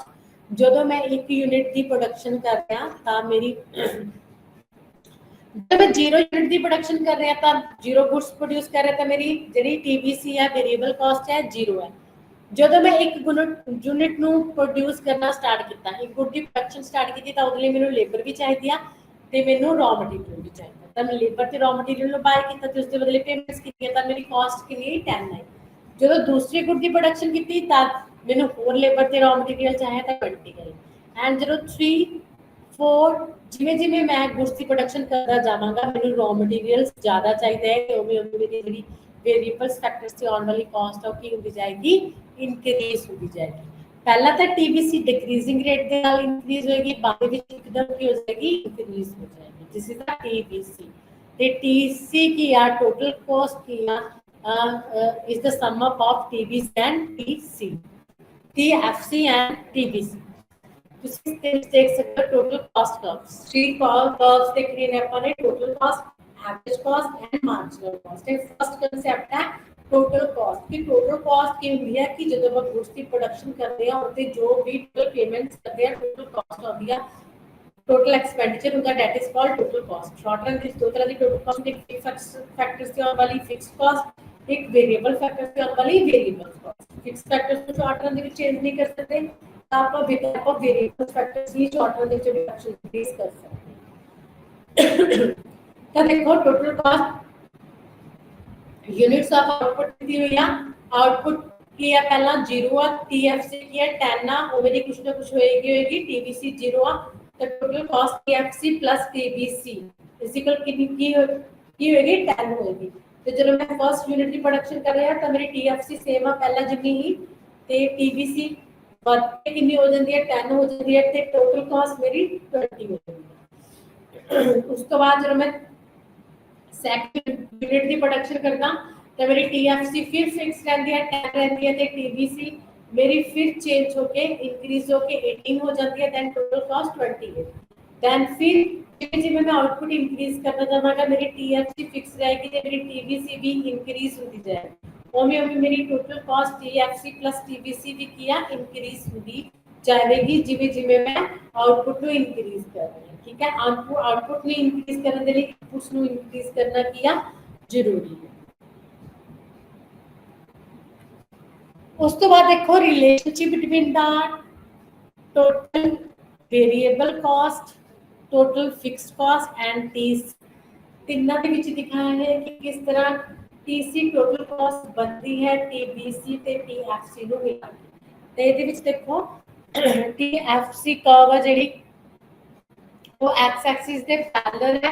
जी टीबीसी कर्व है वो ओरिजिन तो स्टार्ट हो रही है टोटल वेरिएबल कॉस्ट, तो जी टीसी कर्व है टोटल कॉस्ट है। टोटल कॉस्ट किस चीज को मिला के बनी है टीएफसी प्लस टीबीसी को मिला के बनी है, क्योंकि ये फिक्स फैक्टर्स ते वेरिएबल फैक्टर्स क्योंकि दो तरह की कॉस्ट आती है किसी भी चीज की प्रोडक्शन करने के लिए, तो दोनों कॉस्ट को ऐड करके ही बनी है। ओ एक्स अक्ष ते आउटपुट लिखे हुए ने ते ओ वाई अक्ष ते टीसी टीबीसी एंड टीएफसी लिखा हुआ है। तो इस तो सानू पता लगता है कि फर्स्टली जब मैं 1 जीरो यूनिट की प्रोडक्शन कर रहा देखो टीएफसी की है, जो मैं जीरो प्रोडक्शन कर रहा तो टीएफसी 10 है, लेकिन जो मैं टीबीसी दे विच जीरो प्रोडक्शन कर रहा तो मेरी प्रोडक्शन कितनी है 0 है। टीएफसी प्लस टीबीसी कितना होएगा 10 होएगा, तो टीसी कितों स्टार्ट होएगी 10 तो स्टार्ट होएगी। तुम इसके विच देख सकते हो कि टीएफसी कर्व 10 तो स्टार्ट होएगी, टीबीसी ओरिजिन तो स्टार्ट होएगी, ते टोटल कॉस्ट 10 तो स्टार्ट होएगी क्योंकि दोनों का प्लस है जो मैं जीरो प्रोडक्शन कर रहा हूं। उस तो बाद जो मैं 1 यूनिट की प्रोडक्शन कर रहा तो मेरी टीसी कितनी होएगी 20 होएगी, क्योंकि मेरी टीएफसी कितनी है, सेम है 10 ही है, लेकिन मेरी टीवीसी इंक्रीज होगी, कितनी होगी 10 होगी। तो 10 + 10 मींस 20। उस तो बाद जो मैं थर्ड यूनिट सैकंड यूनिट की प्रोडक्शन करना, टीएफसी मेरी 10 एंड टीवीसी मेरी किया 18, तो 10 + 18 मींस 28। फिर उस तो बाद 28 आ गया थोड़ा, 28 तो बाद फिर जिम्मे में टीएफसी का कांस्टेंट है 10 10 ही है, टीवीसी इंक्रीज होती जाएगी, टीएफसी 10 ਦੇ ਵਿੱਚ ਪਲੱਸ ਹੁੰਦੀ ਜਾਏਗੀ, टीवीसी ਤਾਂ ਮੇਰੀ टीसीवी ਕੀ ਹੁੰਦੀ ਜਾਏਗੀ, ਅਪ ਹੁੰਦੀ ਜਾਏਗੀ। ਤਾਂ ਇੱਥੇ ਧਿਆਨ ਦੇਣ ਜੋ ਹੈ ਕਿ टीसी ਮੇਰੀ ਜਦੋਂ ਸਟਾਰਟ ਹੀ ਹੋਏਗੀ ਜਦੋਂ ਮੇਰੀ ਪ੍ਰੋਡਕਸ਼ਨ ਜ਼ੀਰੋ ਆ, ਕਿਉਂਕਿ टीएफसी ਉਹਦੇ ਵਿੱਚ ਐਡ ਆ, ਤੇ टीएफसी ਵੀ ओरिजिन ਤੋਂ ਸਟਾਰਟ ਨਹੀਂ ਹੋਏਗੀ, ਕੁਝ ਨਾ ਕੁਝ ਹੋਏਗੀ, लेकिन मेरी टीवीसी हमेशा ओरिजिन तो स्टार्ट होएगी जो मैं प्रोडक्शन की कर रही हूं जीरो कर रही हूं। This is the relationship between the TC TVC and TFC. ता की है जिवें जिवें टीवीसी इंक्रीज होती जाएगी ता टीसी भी की होती जाएगी, इंक्रीज होती जाएगी। जिवें जिवें units of production the units of production ज्यादा होती जाएगी, आउटपुट करते जावांगे उवें उवें मेरी टोटल कॉस्ट भी इंक्रीज होती जाएगी। उसके बाद second average cost. Average cost के एवरेज कॉस्ट का मतलब है किसी चीज से ऑन वाली कॉस्ट, किसी चीज की प्रोडक्शन से कितनी कॉस्ट आ रही है, ठीक है, this is called average cost. तो बोल सकते हैं कि average cost is the per unit cost of output, ठीक है, it is the total cost of producing any given output divided by the number of unit produced. जिमें कि मेरी टोटल जी कॉस्ट है कितनी है 100 रुपीज है, मैं 10 गुड्स की प्रोडक्शन कर रही हूँ, तब की हो गया total cost of the production कितनी है 100 है, गुड्स की प्रोडक्शन कितनी कर रहे हैं 10 की, then 100 divide by 10 means equal to 10। मेरे को एक ਜਿਹੜੀ एक प्रोडक्ट है ਉਹਦੀ ਜਿਹੜੀ कॉस्ट है कितनी है 10 रुपीज है। ਤਾਂ ਇਹਦੇ ਵਿੱਚ ਬੋਲ ਸਕਦੇ ਕਿ ਐਵਰੇਜ ਕਾਸਟ ਸਾਨੂੰ ਕੀ ਦੱਸਦੀ ਹੈ ਪਰ ਯੂਨਿਟ ਦੀ ਕਾਸਟ कि एक गुड की प्रोडक्शन से मेरी कितनी कॉस्ट होगी। जो अपन एक गुड की प्रोडक्शन की कॉस्ट पता करनी हो, that is called average cost. आप कितना पता कर सकते हैं total cost of production, total मैं कितने गुड्स की प्रोडक्शन कर रही हूँ, जिमें कि मैं टोटल की कर रही हूँ 10 गुड्स की प्रोडक्शन कर रही हूँ, ठीक है, total number of production units की कितनी कर रही है 10 गुड्स की प्रोडक्शन कर रही है, तो टोटल कॉस्ट कितनी है मेरी 100 आई है, तब 100 डिवाइड बाय 10 तब कि अगर इक्वल टू 10 मैं बोल सकती है कि 100 ਜਿਹੜੀ ਮੇਰੀ टोटल कॉस्ट है, लेकिन 10 गुड्स की प्रोडक्शन है, तब एक गुड की ਜਿਹੜੀ प्रोडक्शन की कॉस्ट है मेरी कितनी है 10 रुपीज है, 10 rupees is the average cost which per unit की प्रोडक्शन की एक यूनिट की एक गुड की प्रोडक्शन करन दी मेरी ਜਿਹੜੀ कॉस्ट है वो कितनी आ रही है 10 रुपीज आ रही है, this is called average cost. तो इस पर डिवाइड कर सकते हैं total cost of production divide by number of units. Types of average cost, short run ਦੇ ਵਿੱਚ ਤੁਹਾਨੂੰ ਪਤਾ ਹੈ ਕਿ ਐਵਰੇਜ ਕਾਸਟ ਜਦੋਂ ਆਪਾਂ ਇੱਕ ਗੁੱਡ ਪ੍ਰੋਡਕਸ਼ਨ ਕਰਨੀ ਹੁੰਦੀ ਆ ਤਾਂ ਉਹਤੇ ਦੋ ਤਰ੍ਹਾਂ ਦੀ ਕਾਸਟ ਆਉਂਦੀ ਹੈ, ਇੱਕ ਤਾਂ ਐਵਰੇਜ ਫਿਕਸ ਕਾਸਟ ਆਉਂਦੀ ਹੈ, ਇੱਕ ਕੀ ਹੁੰਦੀ ਹੈ ਐਵਰੇਜ ਵੇਰੀਏਬਲ ਕਾਸਟ। ਤਾਂ ਐਵਰੇਜ ਫਿਕਸ ਕਾਸਟ ਕੀ ਹੁੰਦੀ ਹੈ ਕਿ ਕਿਸੇ ਵੀ ਚੀਜ਼ ਦੀ ਪ੍ਰੋਡਕਸ਼ਨ ਕਰਨ ਤੇ ਇੱਕ ਚੀਜ਼ ਦੀ ਪ੍ਰੋਡਕਸ਼ਨ ਤੇ ਉਹਦੀ ਫਿਕਸ ਕਾਸਟ ਨਹੀਂ ਆਉਂਦੀ, ਉਹਨੂੰ ਕਰਨ ਦੇ ਲਈ ਆਪਾਂ ਕੀ ਕਰਾਂਗੇ average fix cost means AFC, ਠੀਕ ਹੈ, इक्वल टू फिक्स कॉस्ट कितनी सी मेरी 10 एंड क्वांटिटीज प्रोड्यूस मैं कितनी कितनी मींस 10, तो 10 डिवाइड बाय 10 मींस 1 के मेरी एवरेज फिक्स्ड कॉस्ट है। तो आप इस तरह नो कर सकते हैं फिक्स्ड कॉस्ट नो डिवाइड करके क्वांटिटी प्रोड्यूस नाल, मतलब जी टोटल फिक्स्ड कॉस्ट है जो नो क्वांटिटीज दे नाल प्रोड्यूस करांगे तब मेरी एक गुड दी प्रोडक्शन ते ऑन वाली फिक्स्ड कॉस्ट की है, this is the average fixed cost. तो ਤੁਸੀਂ ਦੇਖ ਸਕਦੇ ਹੋ यूनिट्स इस टेबल ਦੇ ਵਿੱਚ यूनिट्स ऑफ आउटपुट दिखाई हुई है, ਸਾਨੂੰ units of output and total fixed cost दिखाई हुई है, एवरेज फिक्स्ड कॉस्ट दिखाई हुई है। ਹੁਣ देखो यूनिट्स ऑफ आउटपुट जो मैं 1 यूनिट ਦੀ प्रोडक्शन कर रहे हैं, गुड ਦੀ प्रोडक्शन कर रहे हैं, फिक्स्ड कॉस्ट मेरी फिक्स ही रहेगी, टीएफसी मेरी फिक्स ही रहेगी, ठीक है। ਤੇ ਜਦੋਂ ਮੈਂ 1 यूनिट ਦੀ प्रोडक्शन कर रही ਹਾਂ मेरी टीएफसी कितनी है 10 है, ਤਾਂ एक प्रोडक्ट ਤੇ टीएफसी टोटल फिक्स कॉस्ट मेरी 10 है, ठीक है, ਉਹਦੇ ਵਿੱਚੋਂ एवरेज फिक्स कॉस्ट करनी है मींस एक यूनिट ਦੀ प्रोडक्शन ਦੀ cost, then 10 divide by 1 equal to 10 ਹੁਣ ਮੈਂ ਇੱਕ ਯੂਨਿਟ ਪ੍ਰੋਡਿਊਸ ਕਰ ਰਿਹਾ ਤਾਂ ਮੇਰੀ AFC ਕਿੰਨੀ ਆ ਇੱਕ ਯੂਨਿਟ ਤੇ 10 ਆ ਉਸ ਤੋਂ ਬਾਅਦ ਜਦੋਂ ਮੈਂ ਇੱਕ ਹੋਰ ਯੂਨਿਟ ਦੀ ਪ੍ਰੋਡਕਸ਼ਨ ਕੀਤੀ ਹੋਰ ਗੁੱਡ ਪ੍ਰੋਡਿਊਸ ਕੀਤਾ ਤਾਂ ਮੇਰੀ TFC ਸੇਮ ਹੈ 10 ਆ ਤਾਂ 2 ਗੁੱਡਸ ਦੀ ਪ੍ਰੋਡਕਸ਼ਨ ਤੇ ਮੇਰੀ ਕਾਸਟ ਕਿੰਨੀ ਆਈ ਹੈ 10 divided by 2 equal to 5 means 2 goods की ਜਿਹੜੀ cost है fixed cost है वो मेरी 10 है एक कितनी है 5 है 10 divided by 2 equal to 5 तब मैं बोल सकती हूँ कि सेकंड गुड दी प्रोडक्शन ते जो मेरी एवरेज फिक्स्ड कॉस्ट है वो कितनी है 5 है एंड एक गुड में मैं और यूज किया होते थी टोटल कॉस्ट 10 है ठीक है पर तीन गुड्स ਨੂੰ मैं 10 रुपीस ਦੇ ਵਿੱਚ जो फिक्स्ड कॉस्ट है ਉਹਦੇ ਤੋਂ ਪ੍ਰੋਡਿਊਸ ਕਰ ਰਿਹਾ ਤਾਂ ਮੇਰੀ AFC ਕਿੰਨੀ ਆਏਗੀ ਇੱਕ ਗੁੱਡ ਦੇ ਆਉਣ ਵਾਲੀ average fixed cost 10 divide by 3 3.3 ਐਵੇਂ ਮੈਂ ਕੀ ਕਰਦਾ ਜਾ ਰਿਹਾ मेरी आउटपुट इंक्रीज होती जा रही है मेरी TFC की अब फिक्स है तो मेरी AFC देखो की हो रही है डिक्रीज हो रही है पर यूनिट की जी जो एवरेज फिक्स कॉस्ट है वो मेरी घट रही है जिमें जिमें मैं अपनी प्रोडक्शन इंक्रीज कर रहा है मेरी AFC डिक्रीज होती जा रही है ठीक है जो एक यूनिट की प्रोडक्शन ते मेरी AFC 10 2 ते 5 जो 3 यूनिट्स प्रोड्यूस कर रहे हैं 3.3 4 यूनिट्स प्रोड्यूस कर रहे हैं 2.5 फिक्स कर रहे हैं तो 2.0 मतलब की है एक यूनिट की जो मेरी प्रोडक्शन AFC है एवरेज फिक्स्ड कॉस्ट है वो मेरी 2.0 1.7 1.4 टू 1.2 जिमें जिमें मैं प्रोडक्शन इंक्रीज की थी मेरी AFC हो रही है डिक्रीज हो रही है क्योंकि मेरे रिटर्न्स इन्हें इंक्रीज हो रहे हैं तो FC की शेप पैरेलल होगी रेक्टेंगुलर हाइपरबोला तो AFC कितना कर सकते हो TFC divide by quantity total fixed cost divide by quantity ठीक है तो रेक्टेंगुलर हाइपरबोला ਸਾਨੂੰ ਕੀ ਦੱਸਦਾ ਹੈ ਇਹ ਸ਼ੋ ਕਰਦਾ ਹੈ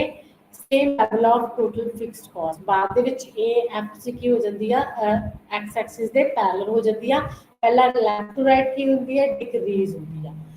ਤਾਂ ਰੈਕਟੈਂਗੂਲਰ ਹਾਈਪਰਬੋਲਾ ਐਵਰੇਜ ਫਿਕਸ ਕਾਸਟ ਸਾਨੂੰ ਦੱਸਦੀ ਆ ਕਿ ਜਦੋਂ ਆਪਾਂ ਪਰ ਯੂਨਿਟ ਦੀ ਪ੍ਰੋਡਕਸ਼ਨ ਇੰਕਰੀਜ਼ ਕਰਦੇ ਆ ਤਾਂ ਪਰ ਯੂਨਿਟ ਤੇ ਆਉਣ ਵਾਲੀ ਜਿਹੜੀ ਫਿਕਸ ਕਾਸਟ ਹੈ ਕੀ ਹੋਣੀ ਸਟਾਰਟ ਹੋ ਜਾਂਦੀ ਹੈ ਡਿਕਰੀਜ਼ ਹੋਣੀ ਸਟਾਰਟ ਹੋ ਜਾਂਦੀ ਹੈ ਜਦੋਂ ਮੈਂ ਇੱਕ ਯੂਨਿਟ ਦੀ ਪ੍ਰੋਡਕਸ਼ਨ ਕਰ ਰਿਹਾ ਸੀ ਤਾਂ ਮੈਂ ਮੇਰੀ AFC ਕਿੰਨੀ ਸੀ 10 ਸੀਗੀ ਜਦੋਂ ਮੈਂ 2 ਯੂਨਿਟ ਦੀ ਪ੍ਰੋਡਕਸ਼ਨ ਕੀਤੀ ਮੇਰੀ AFC ਘਟ ਕੇ 8 ਹੋ ਗਈ ਤੇ ਉਸ ਤੋਂ ਬਾਅਦ ਮੈਂ 3 ਯੂਨਿਟ ਪ੍ਰੋਡਕਸ਼ਨ ਕਰ ਰਿਹਾ ਮੇਰੀ AFC 3.3 समथिंग ठीक है एमए जिमें जिमें मैं क्वांटिटी से इंक्रीज करता जा रहा है मेरी AFC की जा रही है डिक्रीज होती जा रही है क्योंकि ਜਿਹੜੇ ਫਿਕਸ ਫੈਕਟਰਸ ਨੇ ਇੱਥੇ ਉਹਨਾਂ ਦਾ ਪ੍ਰੋਪਰ ਯੂਜ਼ ਹੋਣਾ ਸਟਾਰਟ ਹੋ ਗਿਆ ਪਹਿਲਾਂ ਉਹਨਾਂ ਦੀ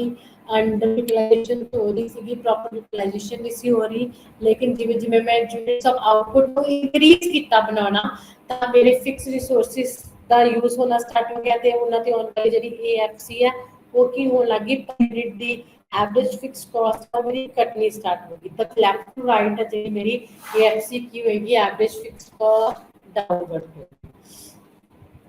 उस तो बाद है एवरेज वेरिएबल कॉस्ट की होती है एवरेज का मतलब तुम्हें पता है कि पर यूनिट दी वेरिएबल कॉस्ट कि जो कोई भी ਅਸੀਂ ਇੱਕ ਗੁੱਡ ਬਣਾ ਰਹੇ ਹਾਂ ਉਹਤੇ ਵੀ वेरिएबल कॉस्ट ਕਿੰਨੀ ਆ ਰਹੀ ਹੈ ठीक है this is called average variable cost का ਇਹਦਾ ਫਾਰਮੂਲਾ ਕੀ ਹੈ एवरेज कॉस्ट वेरिएबल कॉस्ट ਅਸੀਂ ਕਿੱਦਾਂ ਕੈਲਕੂਲੇਟ ਕਰ ਸਕਦੇ ਹਾਂ total variable cost means total मेरी ਕਿਸੇ ਵੀ वेरिएबल फैक्टर ਤੇ कॉस्ट ਐਨੀ ਆ ਰਹੀ ਹੈ ਡਿਵਾਈਡ ਬਾਈ ਆਊਟਪੁੱਟ ਜਦੋਂ ਟੋਟਲ वेरिएबल कॉस्ट ਨੂੰ ਟੋਟਲ ਆਊਟਪੁੱਟ ਦੇ ਨਾਲ ਡਿਵਾਈਡ ਕਰੋਗੇ ਤਦ ਐਵਰੇਜ वेरिएबल कॉस्ट ਨਿਕਲ ਆਏਗੀ ਇੱਕ ਪ੍ਰੋਡਕਟ ਦੀ ਪ੍ਰੋਡਕਸ਼ਨ ਦੀ ਟੋਟਲ ਜਿਹੜੀ ਆਪਣੀ ਐਵਰੇਜ वेरिएबल कॉस्ट ਹੈ ਉਹ ਨਿਕਲ ਆਏਗੀ ਇੱਕ ਪ੍ਰੋਡਕਟ ਦੀ ਪ੍ਰੋਡਕਸ਼ਨ ਦੇ ਮੇਰੀ ਜਿਹੜੀ वेरिएबल कॉस्ट है वो ਐਨੀ ਆ ਰਹੀ ਹੈ total cost divide by total output variable cost जो वेरिएबल फैक्टर्स से होता है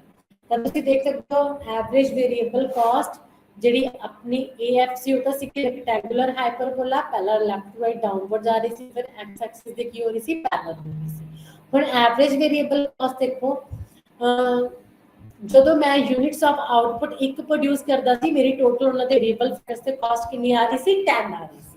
ठीक है मेरी एवरेज वेरिएबल कॉस्ट भी एक प्रोडक्ट पे कितनी है 10 डिवाइड बाय 1 इक्वल टू 10 उस तो बाद जब मैं सैकेंड यूनिट ਨੂੰ प्रोड्यूस करना स्टार्ट किया, एक और गुड ਦੀ प्रोडक्शन की, तब मेरी टोटल वेरिएबल कॉस्ट बढ़ के कितनी होगी 18 होगी, क्योंकि मैं रॉ मटेरियल वगैरह इंक्रीज किया। तब मेरी average variable cost 18 divide by 2 equal to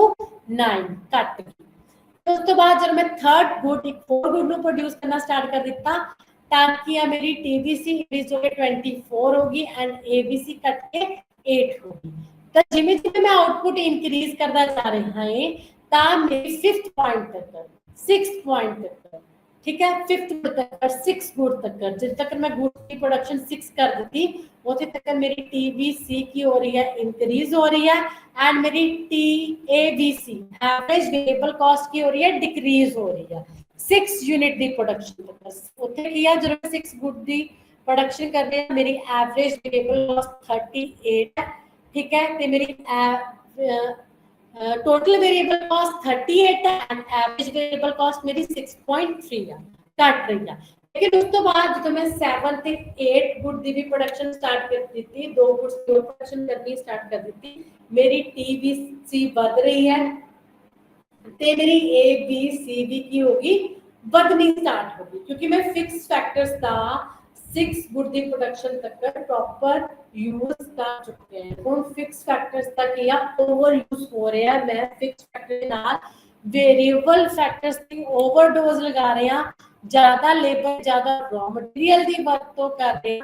ਜਿਹਦੇ ਨਾਲ ਮੇਰੀ एवरेज वेरिएबल कॉस्ट की होनी स्टार्ट की इंक्रीज होनी स्टार्ट होगी, एफिशिएंसी पावर डिक्रीज होनी स्टार्ट होगी। जबकि मैं जो फर्स्ट तो 6 यूनिट तक प्रोडक्शन इंक्रीज कर रहा सी, मेरी एबीसी घट रही सी, क्योंकि वर्कर्स की एफिशिएंसी इंक्रीज हो रही सी, कॉस्ट के नालों प्रोडक्शन की सी ज्यादा सी। तो पहला तो एबीसी की होएगी इनपुट बदन से ना आउटपुट बदन दे नाल की होएगी, इनपुट्स बदन दे नाल की होएगी डिक्रीज होएगी, बाद ਦੇ ਵਿੱਚ कांस्टेंट हो जाएगी, तो एक लेवल ਤੇ ਆ ਕੀ हो जाएगी एबीसी इंक्रीज होनी स्टार्ट हो जाएगी। देखो तुसी देख सकते हो एवरेज वेरिएबल कॉस्ट की हो रही है, पहला वो एक्स यूनिट्स वो एक्स एक्सिस से कितने होने आउटपुट इन यूनिट्स लिखी हुई है, ओ वाई ते एवरेज वेरिएबल कॉस्ट लिखी हुई है। तो एवरेज वेरिएबल कॉस्ट एबीसी सानू दस रही है, ठीक है। तो एबीसी पहला की हो रही है डिक्रीज हो रही है, जितों तक फिर मैं 6 गुड्स की प्रोडक्शन कर रही हूँ। जिमें जिमें मैं प्रोडक्शन इंक्रीज करना चाह रही, मेरी average variable cost variable factors जिमें जिमें मैं बढ़ाना है, तो उन्हां ते जो कॉस्ट है मेरी की जा रही है डिक्रीज होती जा रही है, क्योंकि मैं जिन्नी रॉ मटेरियल ते लेबर यूज कर रही हूं, मेरी प्रोडक्शन सॉरी ਉਹਦੇ ਨਾਲੋਂ ਜ਼ਿਆਦਾ ਮਿਲ ਰਹੀ ਹੈ। ਤੇ ਇੱਕ ਪੁਆਇੰਟ ਤੇ ਆਖਰ ਮੈਂ 6 ਤੋਂ ਬਾਅਦ 7 ਤੇ 8 यूनिट ਦੀ प्रोडक्शन कर रही हां, तब मेरी एबीसी की होगी बढ़नी स्टार्ट होगी, क्योंकि मैं ओवर यूज कर रही हां लेबर ते रॉ मटेरियल ते वर्किंग एफिशिएंसी इत्थे घट रही है। तो एक टाइम ते अपनी एबीसी घटेगी प्रोडक्शन इंक्रीज होने दे नाल, ते फिर उस तो बाद टाइम पीरियड तो बाद एबीसी मेरी बढ़नी स्टार्ट होएगी, जिवें जिवें मैं प्रोडक्शन नु इंक्रीज करता जाऊंगा, वेरिएबल्स फैक्टर नु लेता जाऊंगा। तो this is the A B C curve जो यू शेप है। The relationship between the average fixed and average variable cost, तो देखो तो दोनों ਦੇ ਵਿੱਚ ਕੀ ਰਿਲੇਸ਼ਨਸ਼ਿਪ ਹੈ, ਇੱਕ ਇਹਨੇ ਜਿਹੜੀ ਐਵਰੇਜ ਫਿਕਸਡ ਕਾਸਟ ਹੈ ਸੀ ਆਪਣੀ ਰੈਕਟੈਂਗੂਲਰ ਹਾਈਪਰਬੋਲਾ, ਤੇ ਜਿਹੜੀ ਆਪਣੀ ਐਵਰੇਜ ਵੇਰੀਏਬਲ ਕਾਸਟ ਹੈ ਯੂ ਸ਼ੇਪ। ਦਾ ਰਿਲੇਸ਼ਨਸ਼ਿਪ ਦੇਖੋ ਐਵਰੇਜ ਕਾਸਟ ਤੇ अपना एवरेज वेरिएबल कॉस्ट से ए सी का यू शेप जी क्यों होती है, इसको पता लग जाएगा।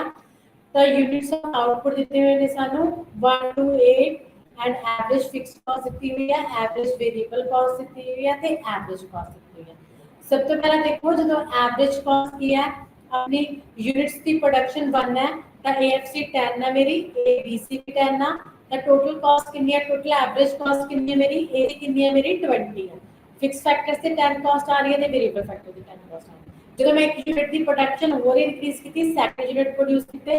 2 यूनिट प्रोड्यूस किए, तर मेरी एएफसी मेरी किया कट रही है 5 एंड एबीसी भी मेरी कट रही है, ठीक है। मेरी एसी किया 14 है, जिमें जिमें मैं यूनिट्स की प्रोडक्शन इंक्रीज की थी, ता मेरी एएफसी की मेरी डिक्रीज होएगी, डिक्रीज होएगी रैक्टेंगुलर हाइपरबोला दी शेप दे विच होएगी ते यूनिट्स दी आउटपुट इंक्रीज करन दे नाल मेरी एबीसी की होएगी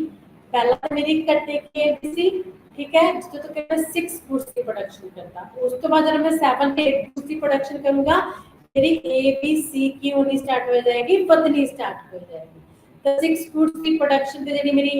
एवरेज कॉस्ट आ रही है 8 आ रही है 7 गुड्स की प्रोडक्शन पे भी मेरी 8 आ रही है ਤੇ 9 ਗੁੱਡ ਦੀ ਪ੍ਰੋਡਕਸ਼ਨ ਤੇ ਮੇਰੀ ਏਸੀ ਕਿੰਨੀ ਆ ਰਹੀ ਹੈ ਟੋਟਲ ਜਿਹੜੀ ਐਵਰੇਜ ਕਾਸਟ ਹੈ ਕਿੰਨੀ ਆ ਰਹੀ ਹੈ 9 ਆ ਰਹੀ ਹੈ ਮਤਲਬ ਪਹਿਲਾਂ ਤਾਂ ਦੋਨਾਂ ਦਾ ਕੀ ਡਿਫਰੈਂਸ ਆ ਏਐਫਸੀ ਮੇਰੀ ਘਟ ਰਹੀ ਹੈ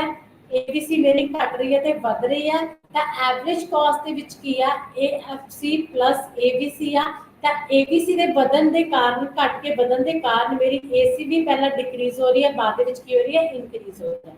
ਜਿਵੇਂ ਜਿਵੇਂ ਮੈਂ ਆਊਟਪੁੱਟ ਇਨਕਰੀਜ਼ ਕਰਦਾ ਜਾ ਰਿਹਾ ਹਾਂ तो मेरी ए सी पहला की होएगी डिक्रीज होएगी 6 तक ते 7 यूनिट की प्रोडक्शन और इंक्रीज करूंगा ए सी मेरी कांस्टेंट रहेगी उस तो बाद भी जे मैं वेरिएबल्स फैक्टर्स ਦੇ ਵਿੱਚ चेंज करके इंक्रीज करके प्रोडक्शन इंक्रीज किया तब मेरी एवरेज कॉस्ट की होनी स्टार्ट हो जाएगी इंक्रीज होनी स्टार्ट होएगी मेन रीजन की है कि पहला 6 तक मेरी एसी क्यों घट रही है एबीसी क्यों घट रही है क्योंकि मेरे जेडे रिटर्न्स ने वो की ने increasing returns and diminishing cost है जब मैं इनपुट्स मैं लगा रहा आउटपुट मेरी उस तो की हो रही है ज्यादा हो रही है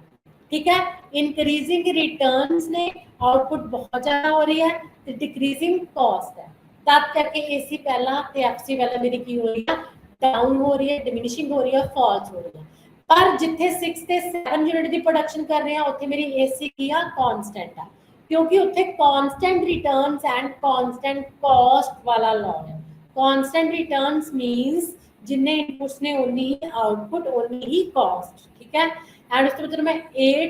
ਗੁੱਡ ਦੀ ਪ੍ਰੋਡਕਸ਼ਨ ਕਰ ਰਹੇ ਆ ਇਨ ਡਿਕਰੀਜ਼ਿੰਗ ਰਿਟਰਨਸ ਐਂਡ ਇੰਕਰੀਜ਼ਿੰਗ ਕਾਸਟ ਹੈ आउटपुट घट रही है इनपुट्स के नालों लेकिन कॉस्ट मेरी की बढ़ रही है तब एसी पहला की हो रही है इंक्रीजिंग रिटर्न से कारण डिक्रीजिंग कॉस्ट के कारण फॉल हो रही है जो आउटपुट बढ़ा रहे हैं उस तो बाद कॉन्स्टेंट है उस तो बाद डिमिनिशिंग रिटर्न से कारण मेरी कॉस्ट है एसी और मेरी की हो रही है डिक्रीज हो रही है 8 गुड्स की प्रोडक्शन ये तो सीगा relationship between the AFC and ABC की पहला एएफसी ते एबीसी दोनों की होंगी फॉल होंगी तीजी एसी भी फॉल होएगी एक पॉइंट पे आके एएफसी तो फॉल ही होएगी लेकिन एबीसी बदनी स्टार्ट हो जाएगी उदा ही एसी भी कांस्टेंट होने तो बाद बदनी स्टार्ट हो जाएगी तो this is the average cost curve average cost curve है एक ये मेरी यू शेप्ड है यू शेप्ड क्यों है क्योंकि पहला